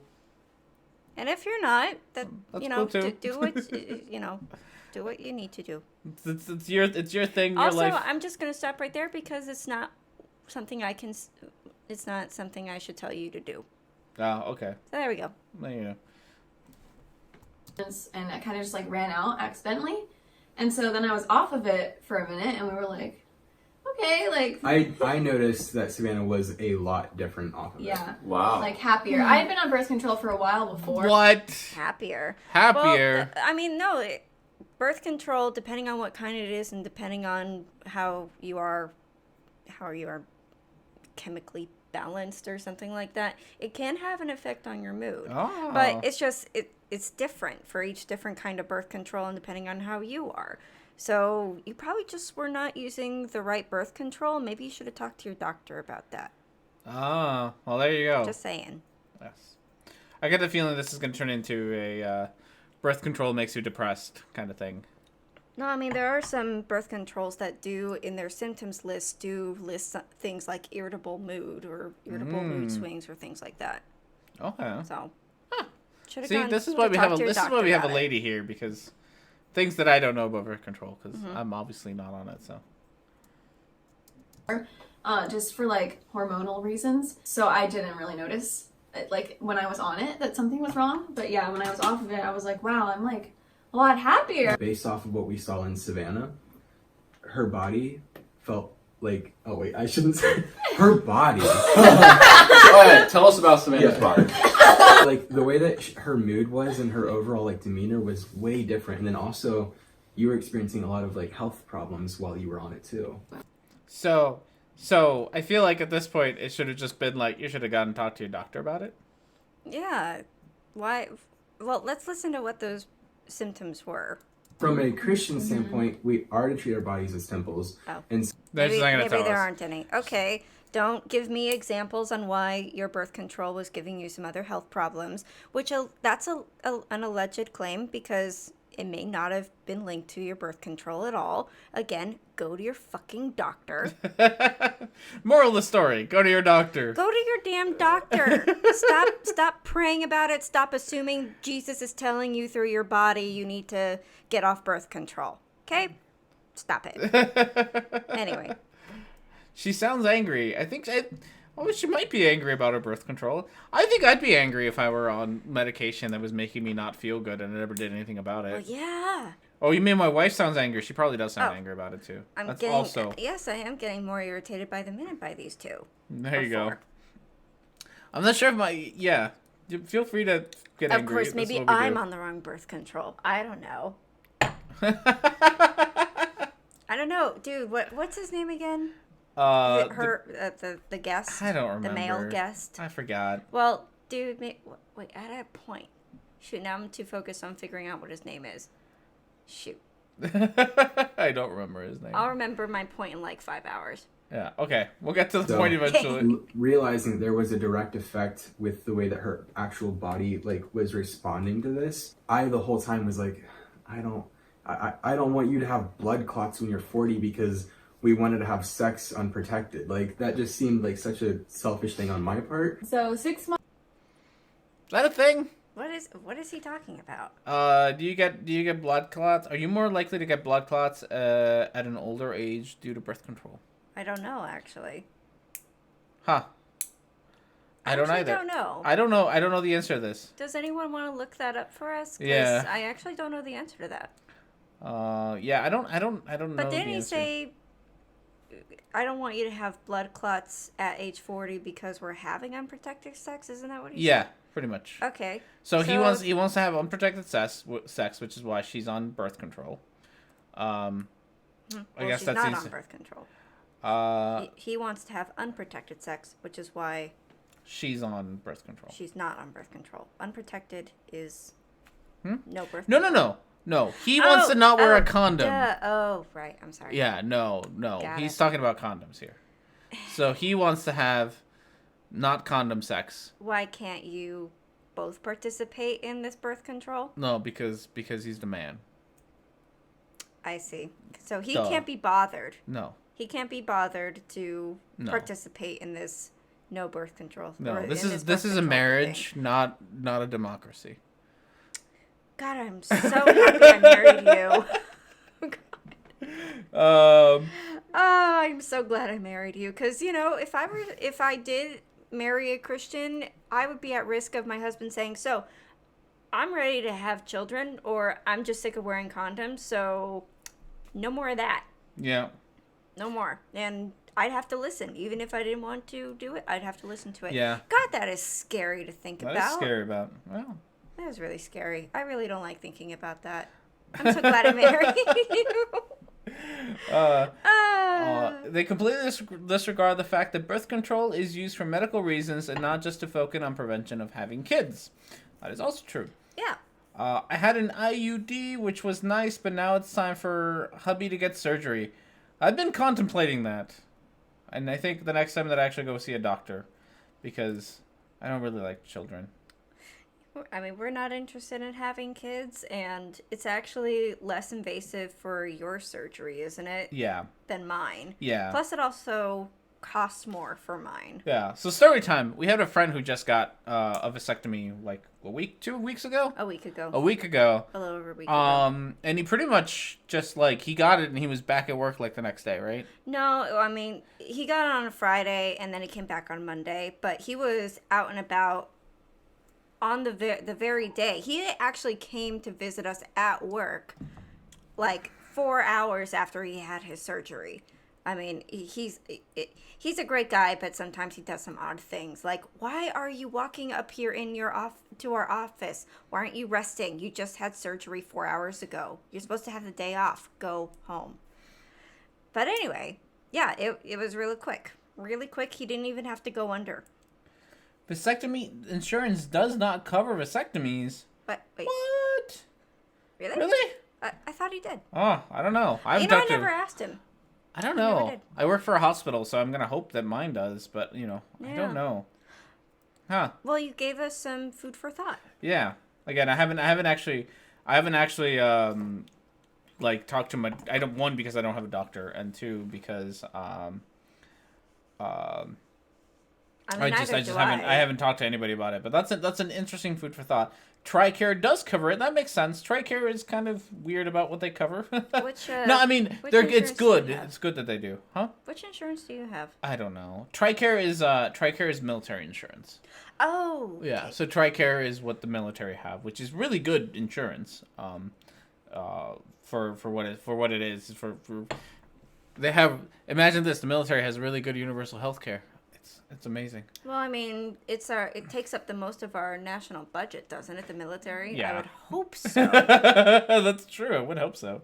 Our insurance calls it an outpatient elective, much-like removal of lipoma, benign mass. Oh, really? Really? Huh.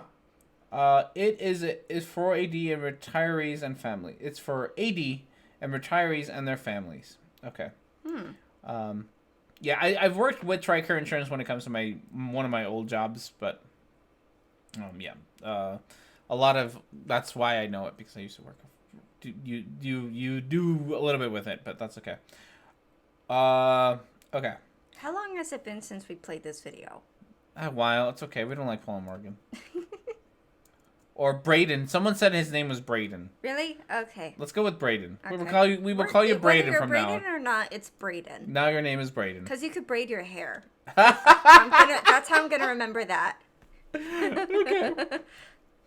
Months into our marriage, I came to Paul and I was like, hey, I want to get off the pill. And he was like, okay, well, that's fine, but like, let's use other contraception. I was like, yeah, that sounds good.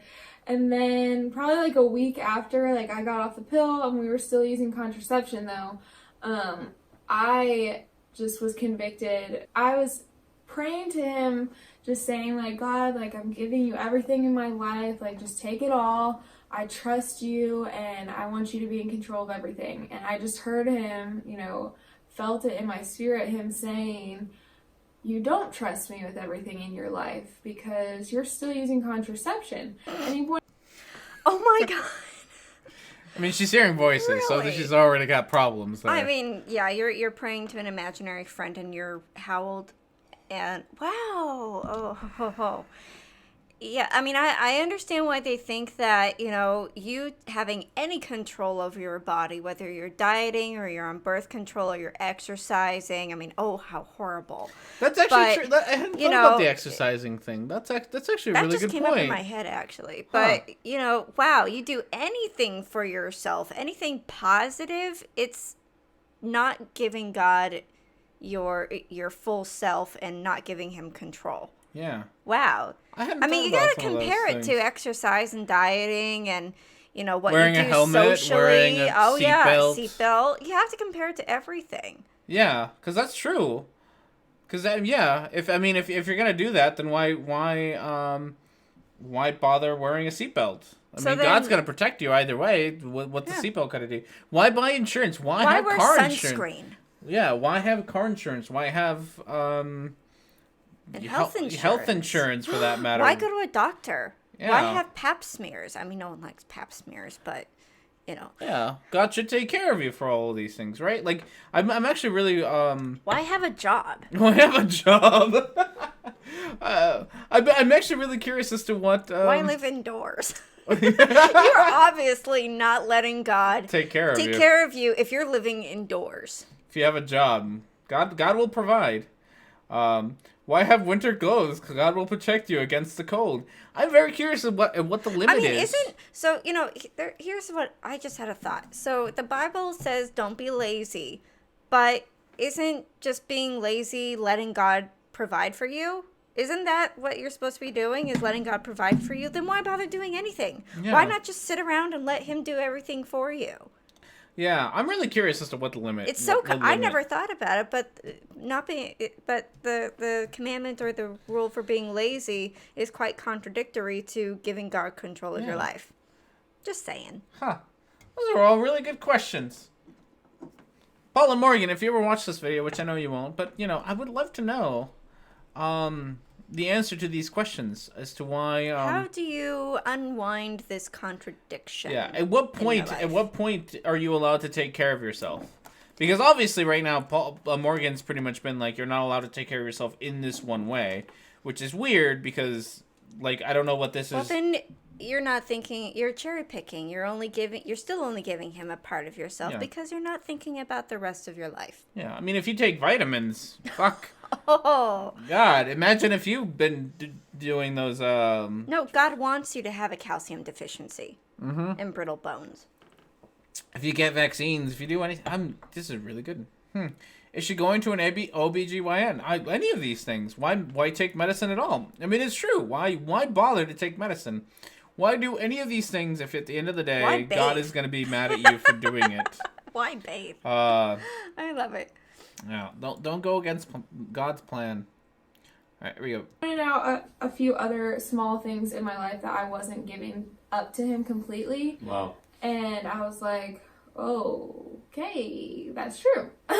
And so I was like, okay, God, like. I think that's a very real conversation to have with God, and I believe that God spoke that to you, and then He did some work in my heart. I mean, what would you say to somebody? Because of course you're going to have people that hear that and, well, they're going to say, that's not the case for me. Like, I'm still living surrendered to the Lord and I feel totally at peace with contraception. I mean, I'm just saying that's what some people are going to say. I'm not saying I necessarily agree. I've personally had conversations with close friends of mine who are on birth control, and I do challenge them. I ask them, because I know that they have strong walks with the Lord. I see the fruit in their life. But I also, challenge them, like, I would really encourage you to take this to the Lord because, what are your reasons for being on it?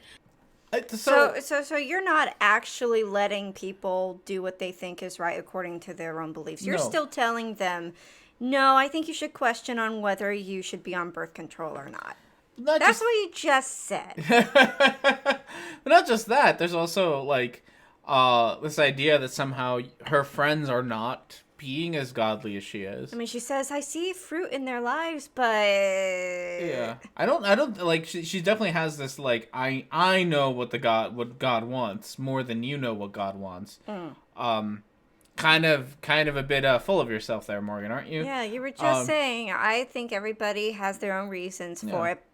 But then you say you challenge them. And I mean, for all you know, maybe that is part of God's. This is the fun part about God, is for all you know, it might be God's plan for that other couple to be on birth control. I mean, it's open to interpretation for every individual. Like, if you realize that, then you understand that God is an imaginary friend. Like, yeah, so for all you know, they did have a conversation with God, and God was like, no, I want you to be on the pill. And that was like their conversation with God. So who the hell are you to be like, no, you are wrong. It is only my interpretation of what God says that's actually legitimate and not your interpretation of what God says. Which it should make you question things, but I'm very curious about your ideas about this. Morgan, if you ever watch this video, please answer me. I'm really curious. So they say the questions should be go to the Lord, but the Lord never answers, so the question goes nowhere. Yeah. When it turns like Sissy, watch out. When he turns like Sissy and starts having problems, he'll start taking Viagra. Probably. Oh, he probably will. $5 says that Paul, and I don't hope for you to have ED, or anything, but I'm sure that when you do, you will turn to medical research to be able to get it up. I bet you he will not consider a limp dick as God's plan. That's what God wants you to do.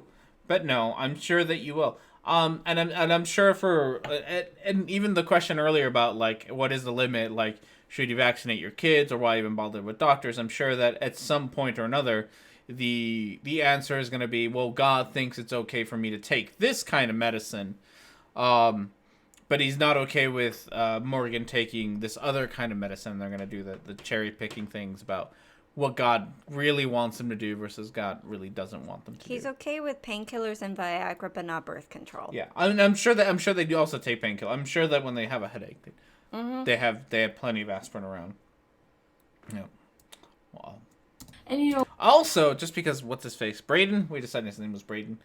Again, to be extra dickish about this whole God's plan thing. Why are you wearing glasses? God's plan was for you to not be able to see, bitch. Why are you wearing glasses? Why are you wearing glasses? There you go. It's like that's the problem with going on. Boy, like, we could go on. We and could. On. And I know we're being like super hyperbolic and reductive and whatnots, but like that's the stupidness that's going on here. Because we do obviously advocate for modern medicine and Band-Aids and a roof over your head and things like that. Yeah. Obviously we do. But y'all are very hypocritical. Yeah. And you don't even consider how far your hypocrisy can actually go. Mm-hmm. Morgan is like, I don't care about PCOS. You should get off the pill. It's true. All right, so most of the time the reasons are, oh well, I want to finish school, I really like my job, I don't want to quit it yet, I won't be able to keep it if I have a baby, or like just all these reasons. And I'm like, don't you think that God knows your desires, the true deepest desires of your heart? He wants you to align your heart with his heart so that you are truly fulfilled. So why isn't birth control part of God's plan? I'm really curious. Like, I really want to know this. If he knows your desires, doesn't he want you to be on birth control? Because Morgan, you're saying that, well, if you like your job or if you like school, but if you're on birth control to keep that, then you're sinning against God. Yeah, but what if God wants you to be on birth control so that you can finish school? So that you can enjoy your job. Yeah. Like, there's nothing... I would love to know your reasoning, Morgan, about why your interpretation is more valid than anyone else's interpretation. I'm really curious about that. Because again, you're still saying, well, no matter what you think about your lifestyle, you still should not be on birth control. Yeah. If you're married, I guess. Ask a question, Daniel. I'm sorry. Streambot is a bit of a dick sometimes. So, if God is all forgiving, then why does he ask people to do not do anything at all? God should just give tips, book, nor not a Bible, or give commandments, etc. Yeah. Good point. You got it. That's more or less. Yeah. I'm sorry. Streamlabs is weird, but yeah. No, it's the whole idea of especially the Judeo-Christian God is kind of a weird one, just because obviously you can have multiple interpretations of it, and Morgan is being a judgmental. I don't want to call her the B word, but I do. Don't. Because you can be better than that. But she's being incredibly judgmental. There you go, judgmental. She's being incredibly judgmental about the decisions that her friends have made just because they're different than hers. All right. And I think that a lot of women are looking for fulfillment in jobs, in school, in relationships, in friendships, whatever. And that's a little piece of fear that plays into the whole getting pregnant thing. And when Morgan came to me and said, Paul, I was praying, I was telling the Lord I want to live my life completely surrendered to him and giving all to him, but I don't feel like I'm doing that with being on birth control. I want to get off of it. my first response, and it's weird looking back, it's so interesting. My initial response was fear, like, so you're telling me we're about to get off birth control, which probably means we're going to get pregnant right away. Am I ready to be a dad? Are you ready to be a mom? And, I think that is a pretty common reaction. Yeah. And I really had to check myself. And I was like, okay, yeah, I'm scared. I had to take it before the Lord. I talked to... We have a lot of interesting conversations with something that doesn't exist. Oh no, the mods can do whatever they want. Mods, you're free. Oh. No, the fuck you are not. Oh, people are... See, you're not the only one. You're the only one angry at all this nonsense. Morgan is in a sub-dom relationship with the Lord. It's true. It's true.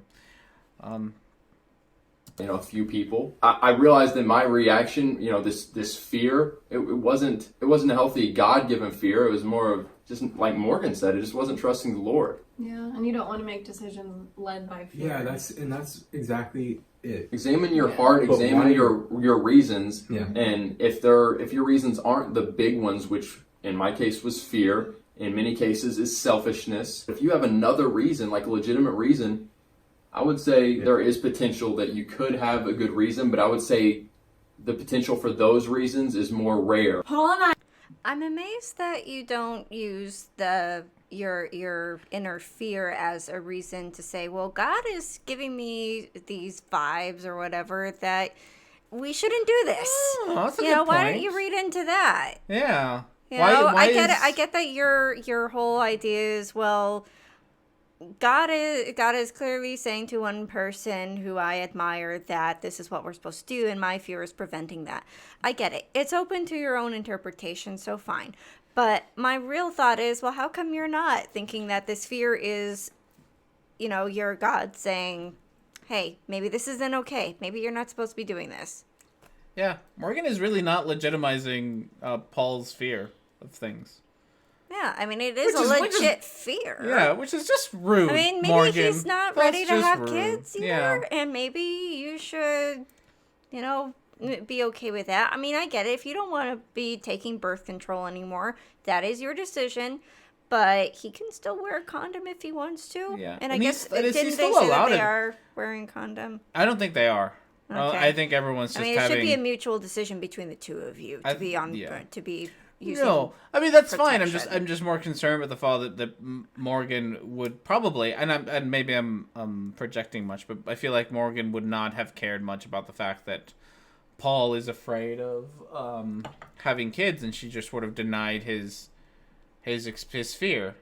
Like he's afraid of having kids, and she's like, well, I don't care. Jesus tells me that I shouldn't be using birth control, and I feel like she would have also gotten on his case about using a condom and shit. Yeah, because if you're surrendering, if you have to be in this together, so if one of you is surrendering your body to God's will, then both of you should. Yeah. I don't know. I could see Morgan being like that. I could see Morgan just being like, no, we're not having sex if you're gonna wear a condom because that's ungodly or whatever. I mean, it makes sense. Like, if this is really something that you both believe in is going against God's will, why would both of you use contraception at all? Yeah. No, it does, but I feel like she would pressure him into it. I think they have a very extremely unhealthy relationship where Morgan kind of talks to things that aren't there, and then Paul kind of follows along. Well, he hasn't quite said that. I mean, he just said, well, my first reaction I've watched way too many of their videos. Oh, so you already watched this? No, not this one, but I have way too many of their videos in a giant conspiracy. You're more familiar with their relationship. I have a giant conspiracy in my head about how they don't have sex, and Morgan is extremely controlling. And because the more you watch them, the more you feel like your theory is validated. Yeah, is that correct? I'm fairly sure that they don't have sex, and I'm also fairly sure that they're in an abusive relationship, and the one being abused is Paul, and Morgan's the abusive one, who dictates all their actions and uses God as an excuse for why she does crazy ass shit, or ask him to do crazy ass shit. That's just my interpretation of the relationship. Yeah. But for all I know, they have a perfectly healthy relationship, but that's just from their videos. It just seems like that, like they just They just don't have a good relationship. That's all. Well, I'm curious to see what he says next. And when we finally, it was like a week after I came to him, he came back to me and was like, okay, I think you're right. Let's get off of contraception of any kind. PSA, I'm going to go into a little bit of a detail, not too much, so maybe plug your ears if you don't want to hear this. Brayden. But What's PSA stand for? Public Public service service announcement. announcement. Paul and I went from using birth... Sorry, I do So they know he has that look. I know. They know it. They both know that he is very, very uncomfortable with this. The looks of it, his looks are the best. His looks are my favorite. I will give you this. Your face. I love how your face displays your expressions. There's some dark secrets in this relationship that it's just the best. Oh no, not the sex. He does get super awkward when talking about sex. You're not fully disclosing everything, are you? No, I'm pretty sure. Like I said, I'm pretty sure they don't have sex, which is why he gets so awkward. But I'm just saying that little look. Okay. They do have to if they're gonna make videos about sex. You're damn right. If they're gonna go around and tell everyone else how they should or shouldn't have sex, should or shouldn't have contraception, if they had other things about sex, then they should actually be. Have experience of some sort or another in it if they're gonna actually talk about it. We're not asking for a journal about all of your sexual escapades with each other. I don't want to know what your favorite position is, by all means. But you are very clearly uncomfortable talking about this. Paul. I mean, it's cute. No, it's not. No, it's not. Paul is not cute. He buttons the top button of his shirt. It's not cute. Oh, yeah, that does say something. Oh, hey. Other cat seems to be annoyed with all my yelling. I'm sorry, girl. Yes, I love you too, Hello, girl. gorgeous. Okay. Control to condoms to absolutely nothing. We were fully leaving it to the Lord to just make up his mind if he was going to create a baby in me or not. So right on. And we did that still a little bit fearful. We were in faith when we made the decision, but in faith trusting that God was going to take care of us and that if I got pregnant immediately, he was going to provide. The grace for you to walk. Yeah. He will. So he's going to provide. This is the thing that always pisses me. And we're getting into hand fapping territory at this point because I'm getting kind of annoyed, and I always get annoyed when Christians talk about this kind of stuff about providing and shit, because at the end of the day, there's a crap ton of African children who starve to death that don't get provided for. There's a crap ton of American children who are born because somebody didn't wear protection and the kid was had, who, go starving and their only meals a day are the ones they get at school, or the lunch and breakfast that they get at school. So it's really annoying. You've witnessed that firsthand. I have, which is why I get so angry about this, because I've seen kids only have their meals. Their 2 meals of the day be the breakfast that school provides and the lunch that school provides, and that's it. And it really it pisses me off that it's this oh no, God's gonna provide for you, and it either means that if you're not being provided for, you're not godly, which is fuck you, or that's kind of what that means. It just means that regardless of how hard you might be working, regardless of how good of a person you may be, you're not godly enough, therefore God isn't providing for you, and you deserve the shitty fucking life that you got, while entirely ignoring the actual variables that go into why you might not have the money to be able to provide. And this, I really want to call her the B word, is oh no, God's just gonna provide anyway. It makes me angry. I feel like they understand that, they're well off. Maybe not super well off, but they have a roof over their head. They have all these decorations behind them. They have clothes on. They have clothes with no holes on them. I can very well imagine that Paul with a fully buttoned up shirt is very meticulous about how his clothes are and doesn't like anything with holes in them. I feel like, you definitely are assuming that God will provide because you're so comfortable already. It does come, that statement does come from I don't want to pretend that I know how your finances are really, but look at you. You're you're a white couple in America. You're clothed. You have access to all of these, home goods decorations that you can get any Saturday you feel like it. you have this ability to feel comfortable and secure with your finances. So of course you're going to say God's going to provide. Yeah, it's easy to be well off and say God's going to provide. It really is. By the way, it's a great idea to pull Mrs. R&D in this. She gives some quality comment. Oh, shucks. That's so true. He was going to help me become prepared to be a mom, help him, help us financially, whatever needed to be done, he was going to give us the grace and mercy to get through it. That's so awesome. It's been a little over 2 years now. Don't worry, guys. Everyone always comments below and is like, it's been 2 years, you need to get tested. Something's wrong with you guys. I mean, that does happen. That does happen. Also, maybe you're not having sex. This just goes, I'm telling you, this is all evidence. This is all evidence that they're not having sex. I don't think they ever have. I mean, I do know couples who started freaking out after a couple months of going without protection so that they could have kids, and started freaking out, thinking, well, my gosh, if this isn't happening right away, then there's something wrong. Like, no, it doesn't work all the time. I mean, you have to track your cycle. You have to make sure that you're on a right diet. There's a lot of things that you need to consider. But you just think, well, I just have unprotected sex one time, and then boom, there's a baby 9 months later. That's not how it works for everybody. So calm down.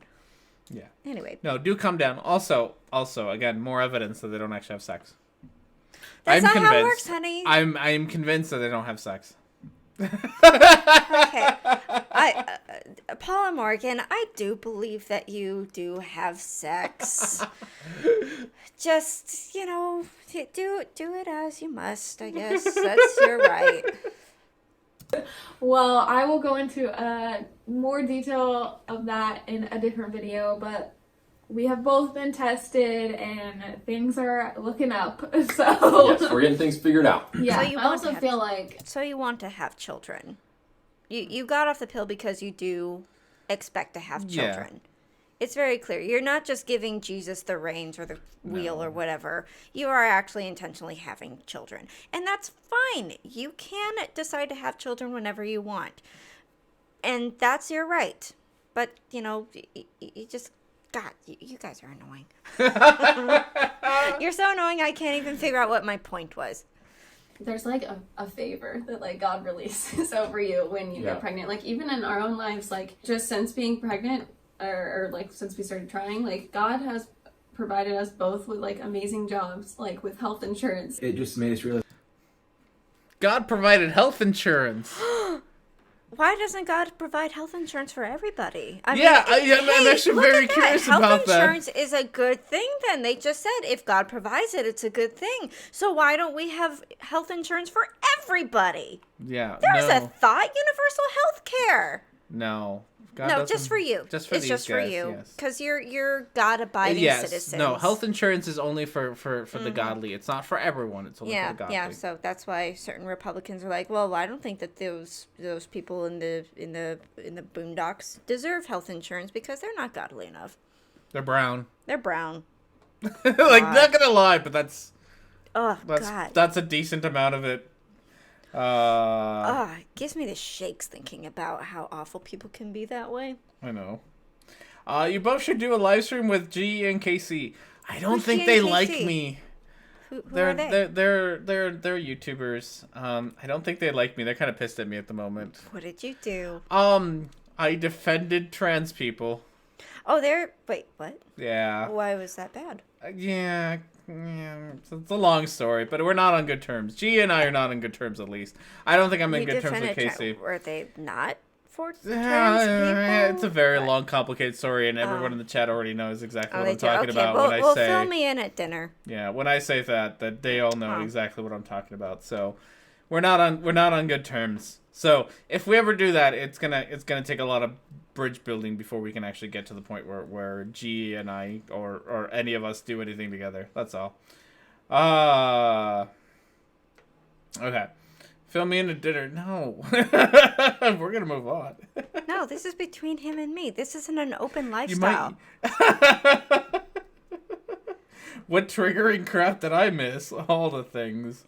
I was like, wow, like I feel like God is giving us ideas on how we could even like sustain having a family and stuff, like with how we could be more disciplined in our finances and stuff like that. When people give the argument of, well, if God wants me pregnant, he'll make me pregnant, it's like, why are you like challenging God to get you pregnant? Married.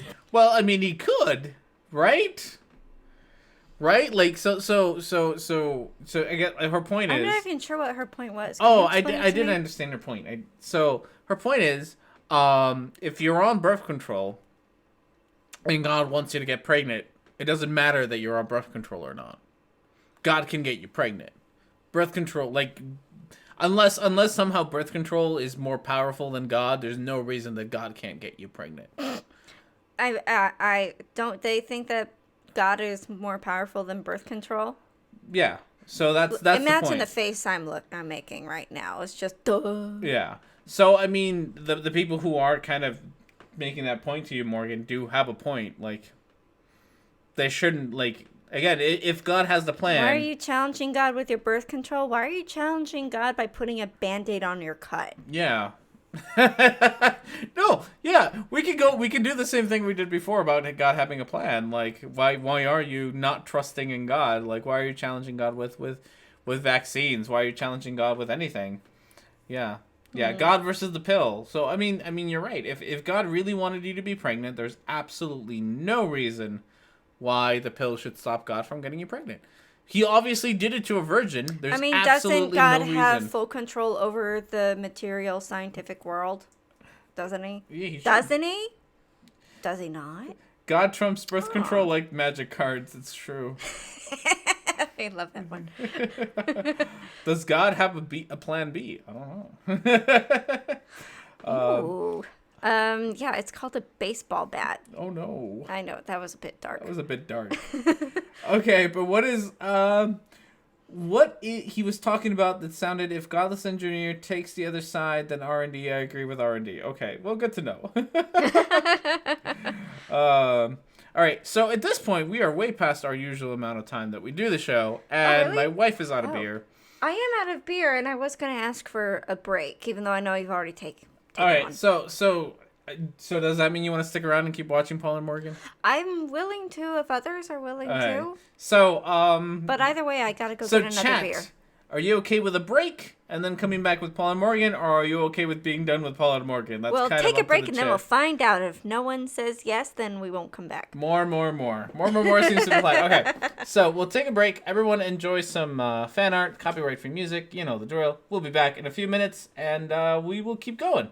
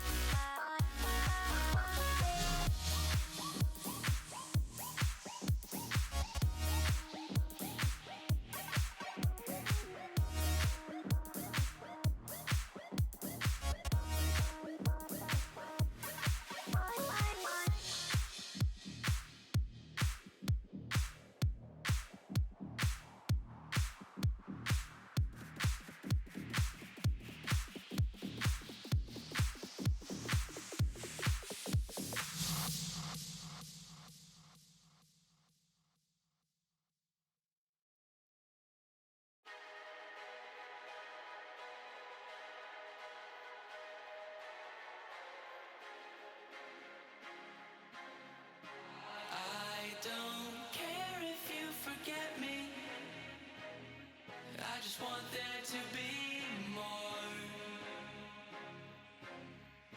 You can't wait to be remembered, just like the kids before. Take me to the promised land, is what you said I'd get. It's what you said I'd get.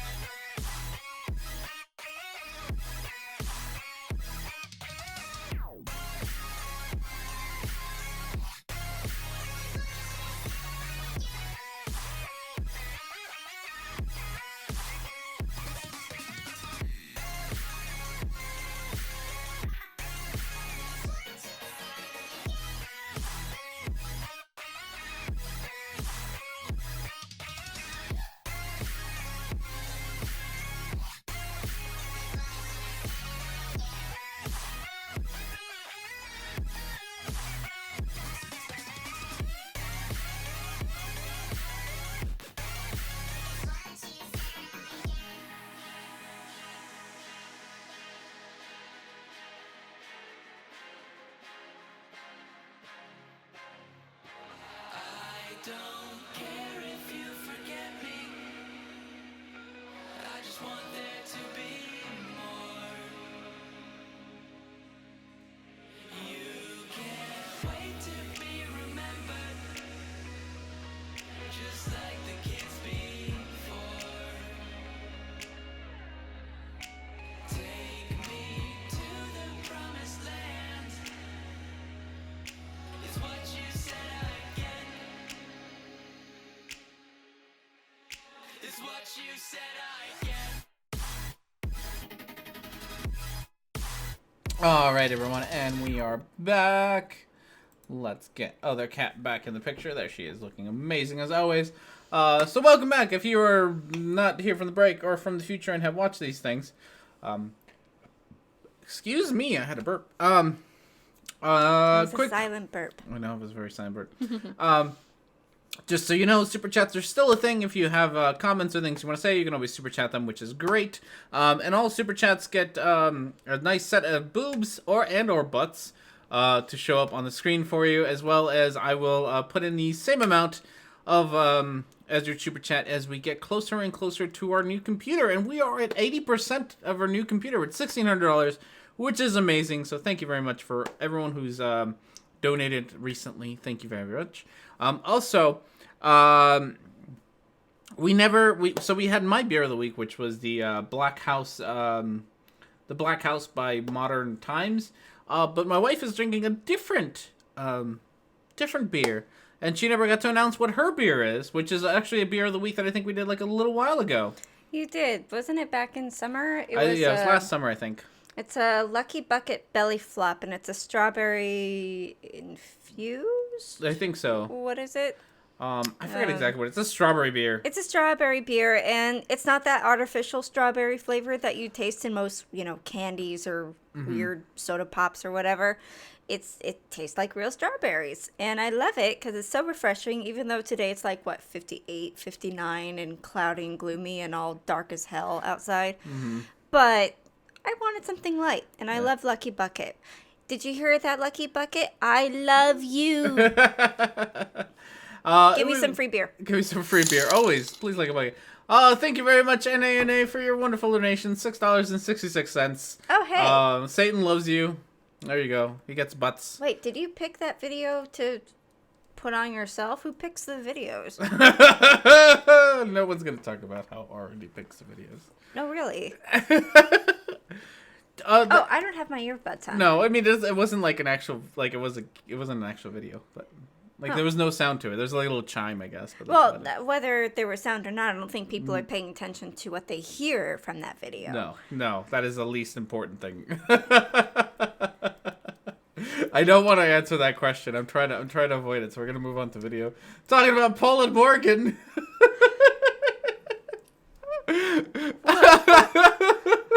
We'll have a delightful conversation about that later.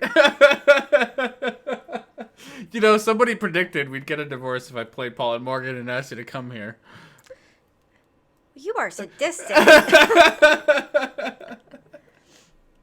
Oh, like, God. why do you want us to get divorced? I really would like to know. All right, so we got more Paul and Morgan and Savannah and Brayden, who are gonna tell us more about why whatever cringy awkward show. It's true. Why not? Yeah. Why not just give your total trust to the Lord? Give everything you're holding on to. Because you wear seatbelts and helmets. Shut up, Morgan. To the Lord and just let him do his thing. Savannah, like she said, there's a favor over it. I think that there is a favor over our lives because we've just given everything to God. We're just saying, God, take it. That's why it hasn't been super heartbreaking every month when I find out that I'm not pregnant, or super terrifying that and relieving when I find. So I'm sorry, you said that it's not super heartbreaking every month that you find out that you're not pregnant. Are you belittling the women who are actually trying to get pregnant and they can't? And you're just saying, well, you're not putting your trust in the Lord. Yeah. What? Okay, now you can say it. Can I call her a bitch now? You can. She's a bitch. There you go. You're such a bitch, Morgan. Yeah, you're not thinking at all about what you're saying. No. Which is why I brought up the starving African kids earlier about providing and things. This is the problem with a lot of this thinking. It's not that, like, if you were in a bad position, right? Like, if you happen to be in financial trouble, if you happen to be poor, if you happen to live in part of the world where, shit just is rough, like, shit, life is rough to live in parts of the world, it's not the fault of socioeconomical, variables. It's not the fault of governments waging endless wars. It's not the fault of anyone else. It's your own goddamn fault for not believing in God enough. Because if you believed in God enough, he would provide. And that's pretty much what she's saying. I mean, what I do need to add is, great, if you are able to find peace in you not getting pregnant because you obviously want to get pregnant, you're not giving Jesus the reins, you do want to get pregnant. I just want to say, I mean, great, you are relaxed and, accepting of this. But I just want you to know that, again, your beliefs on how women should be getting pregnant because they're female and married, but seriously, the way that you are saying this to everybody, it just comes off as, well, if you're not okay with the fact that you're not getting pregnant, then you're not being more trusting of the Lord. That's just, seriously, that's how it comes off. And there are a lot of women out there, not me personally, but there are a lot of women out there who really want to get pregnant, and the stress and the depression, the anxiety, the full-on disappointment is unbearable for so many women. So please, great. Again, if you're able to be comfortable and accepting of that, great for you. But please remember that you are an influence to many people, and telling them that you need to be more trusting in the Lord and being accepting of it because that is what God has decided for you. It's to not get pregnant. Well, that's not enough for a lot of women. Okay? Also, how about tell them go to a doctor? How about you go to a doctor to find out why you were not? Oh, they did? Oh, they talked about that kind of a little bit, but they have been to a doctor. Oh, because they don't trust God, they went to the doctor. Which, again, Morgan, why did you go to the doctor? Why did you get off birth control if you trust God to get you pregnant? Yeah. But anyway, please stop saying that you need to trust the Lord and just be accepting of what he gives you when women are really trying very hard to get pregnant, and it's just disappointing as all hell for them. Okay? Yeah. I will also, just because I feel like pointing this out because I didn't earlier, they did mention that Paul and Morgan have been to the doctor to check up all their naughty bits to make sure that they are working properly. Yeah, thank you for reminding me. So they did say that, but but why would you go to that if you trust the Lord? Why go check up? Why bother to check up? Yeah, if you trust the Lord. If you trust the Lord, there's no reason for you to go check up if your naughty bits work.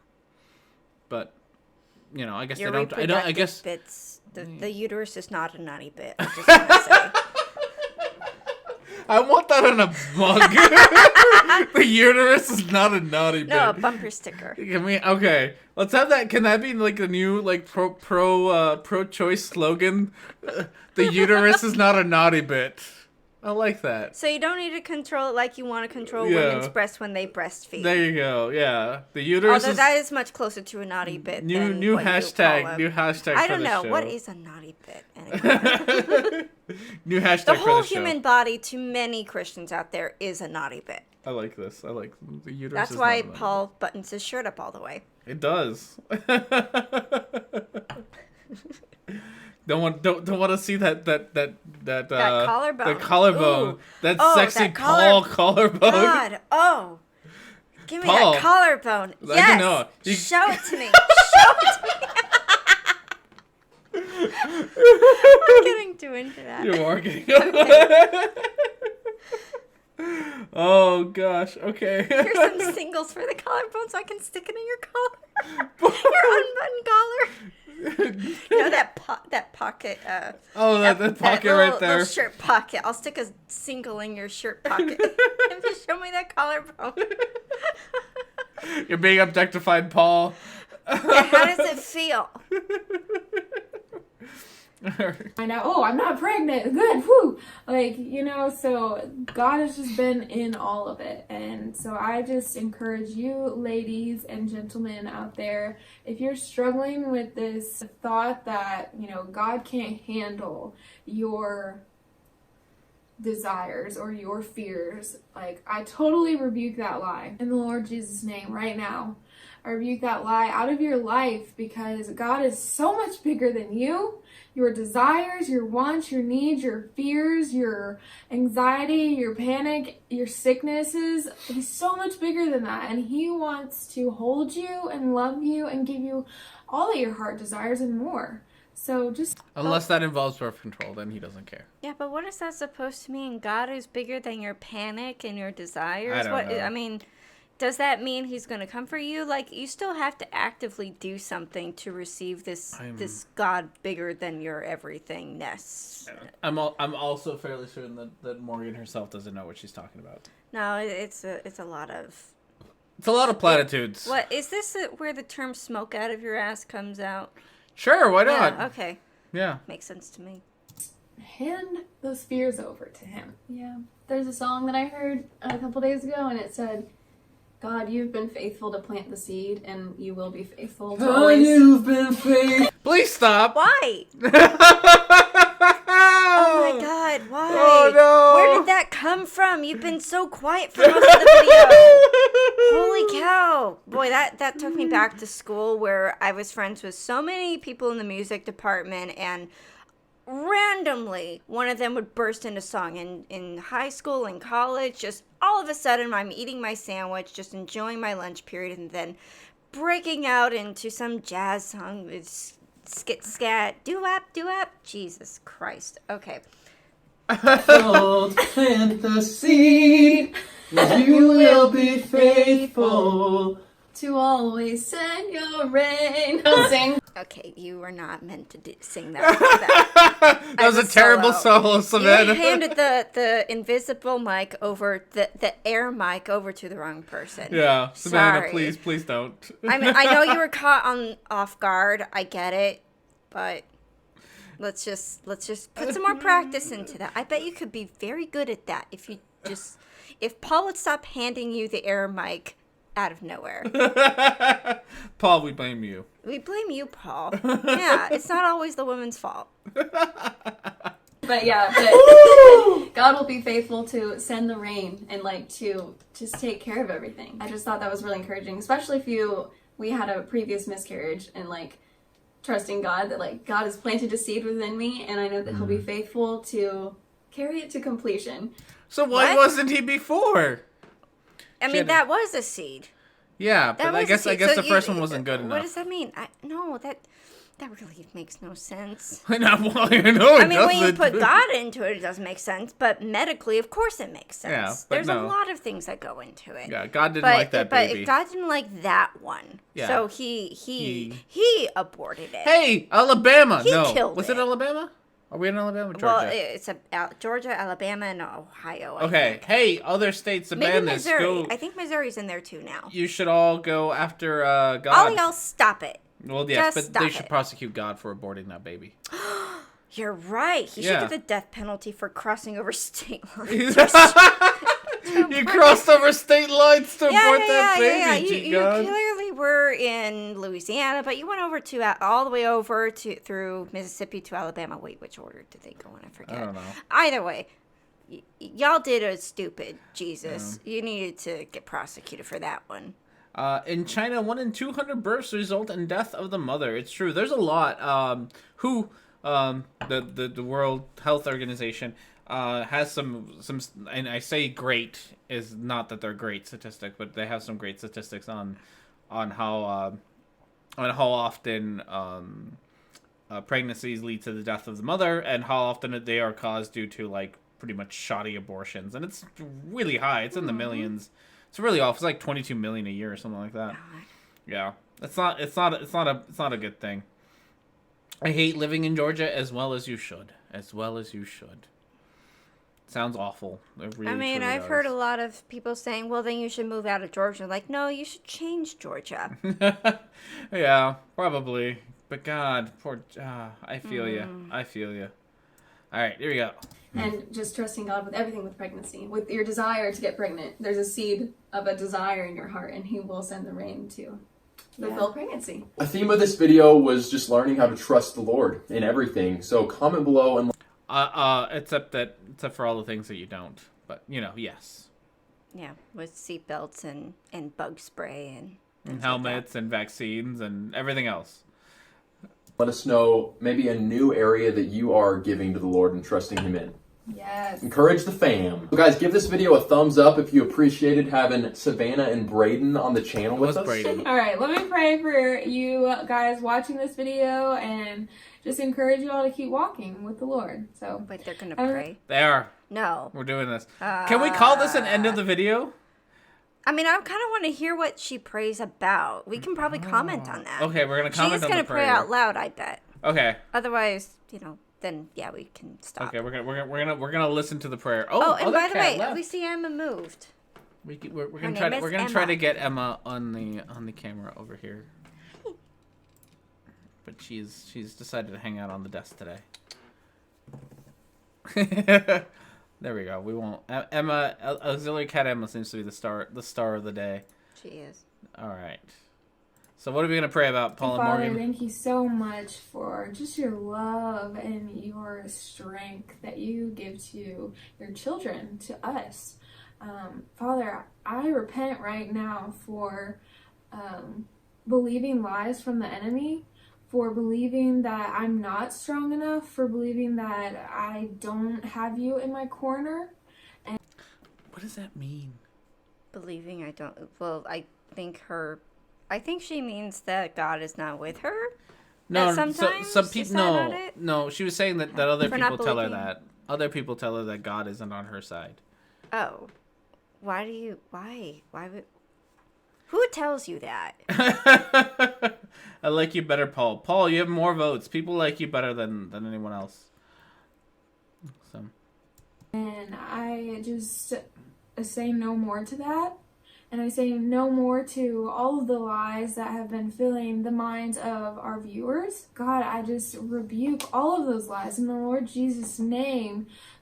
Be gone. And I pray for courage and for just completeness and I don't know, just a new understanding of who you are for these viewers, Lord. Like, just open their hearts, show them who you are, God.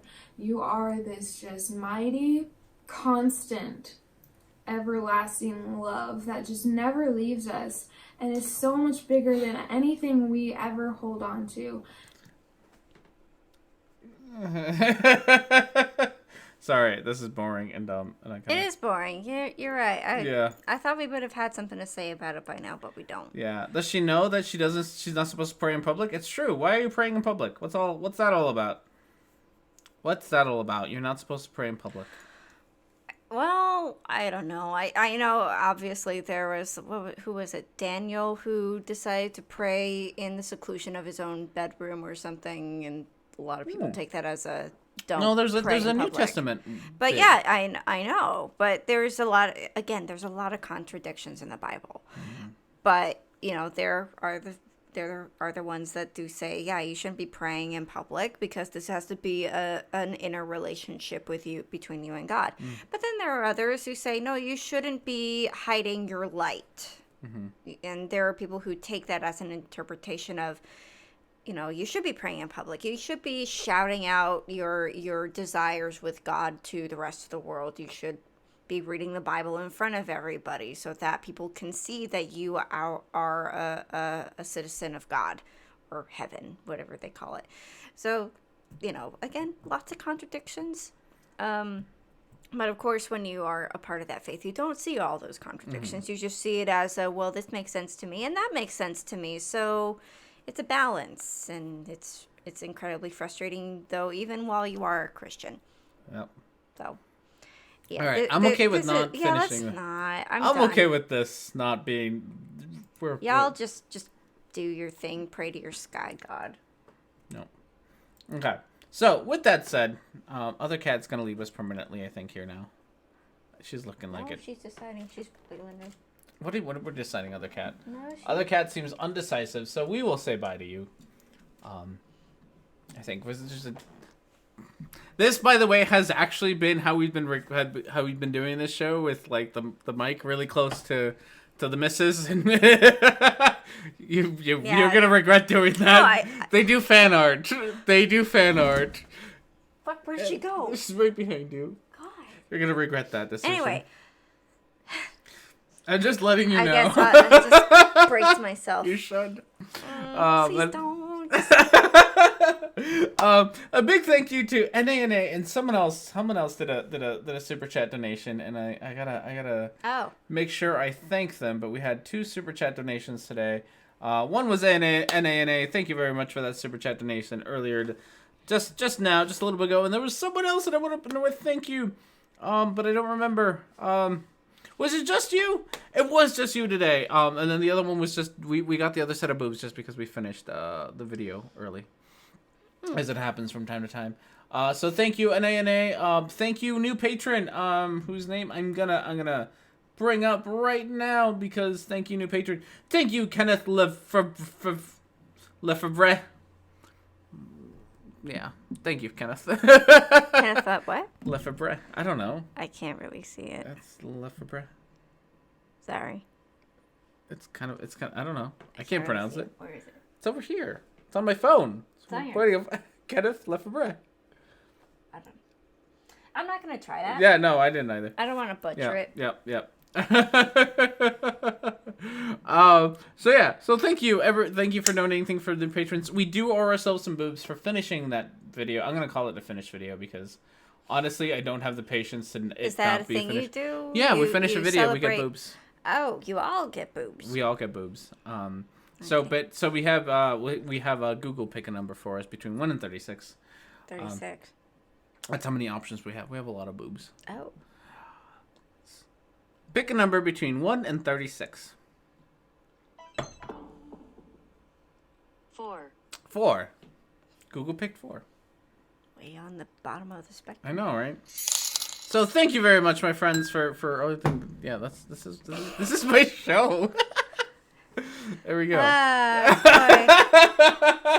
Just when I thought this show was so intellectual. It is so intellectual. Boobs. So thank you everyone for being here. I greatly appreciate you. I'm gonna move things. There we go. So thank you very much everyone for being here. Greatly appreciate you spending your Sunday afternoons with us. I keep saying I promise a video and then I don't deliver. So I promise a video. I probably won't deliver. Thank you everyone for being here. You want to say anything to them? Thanks for requesting my presence, I guess. All right. Thank you everyone. Have yourselves a wonderful weekend and I will see you all next time.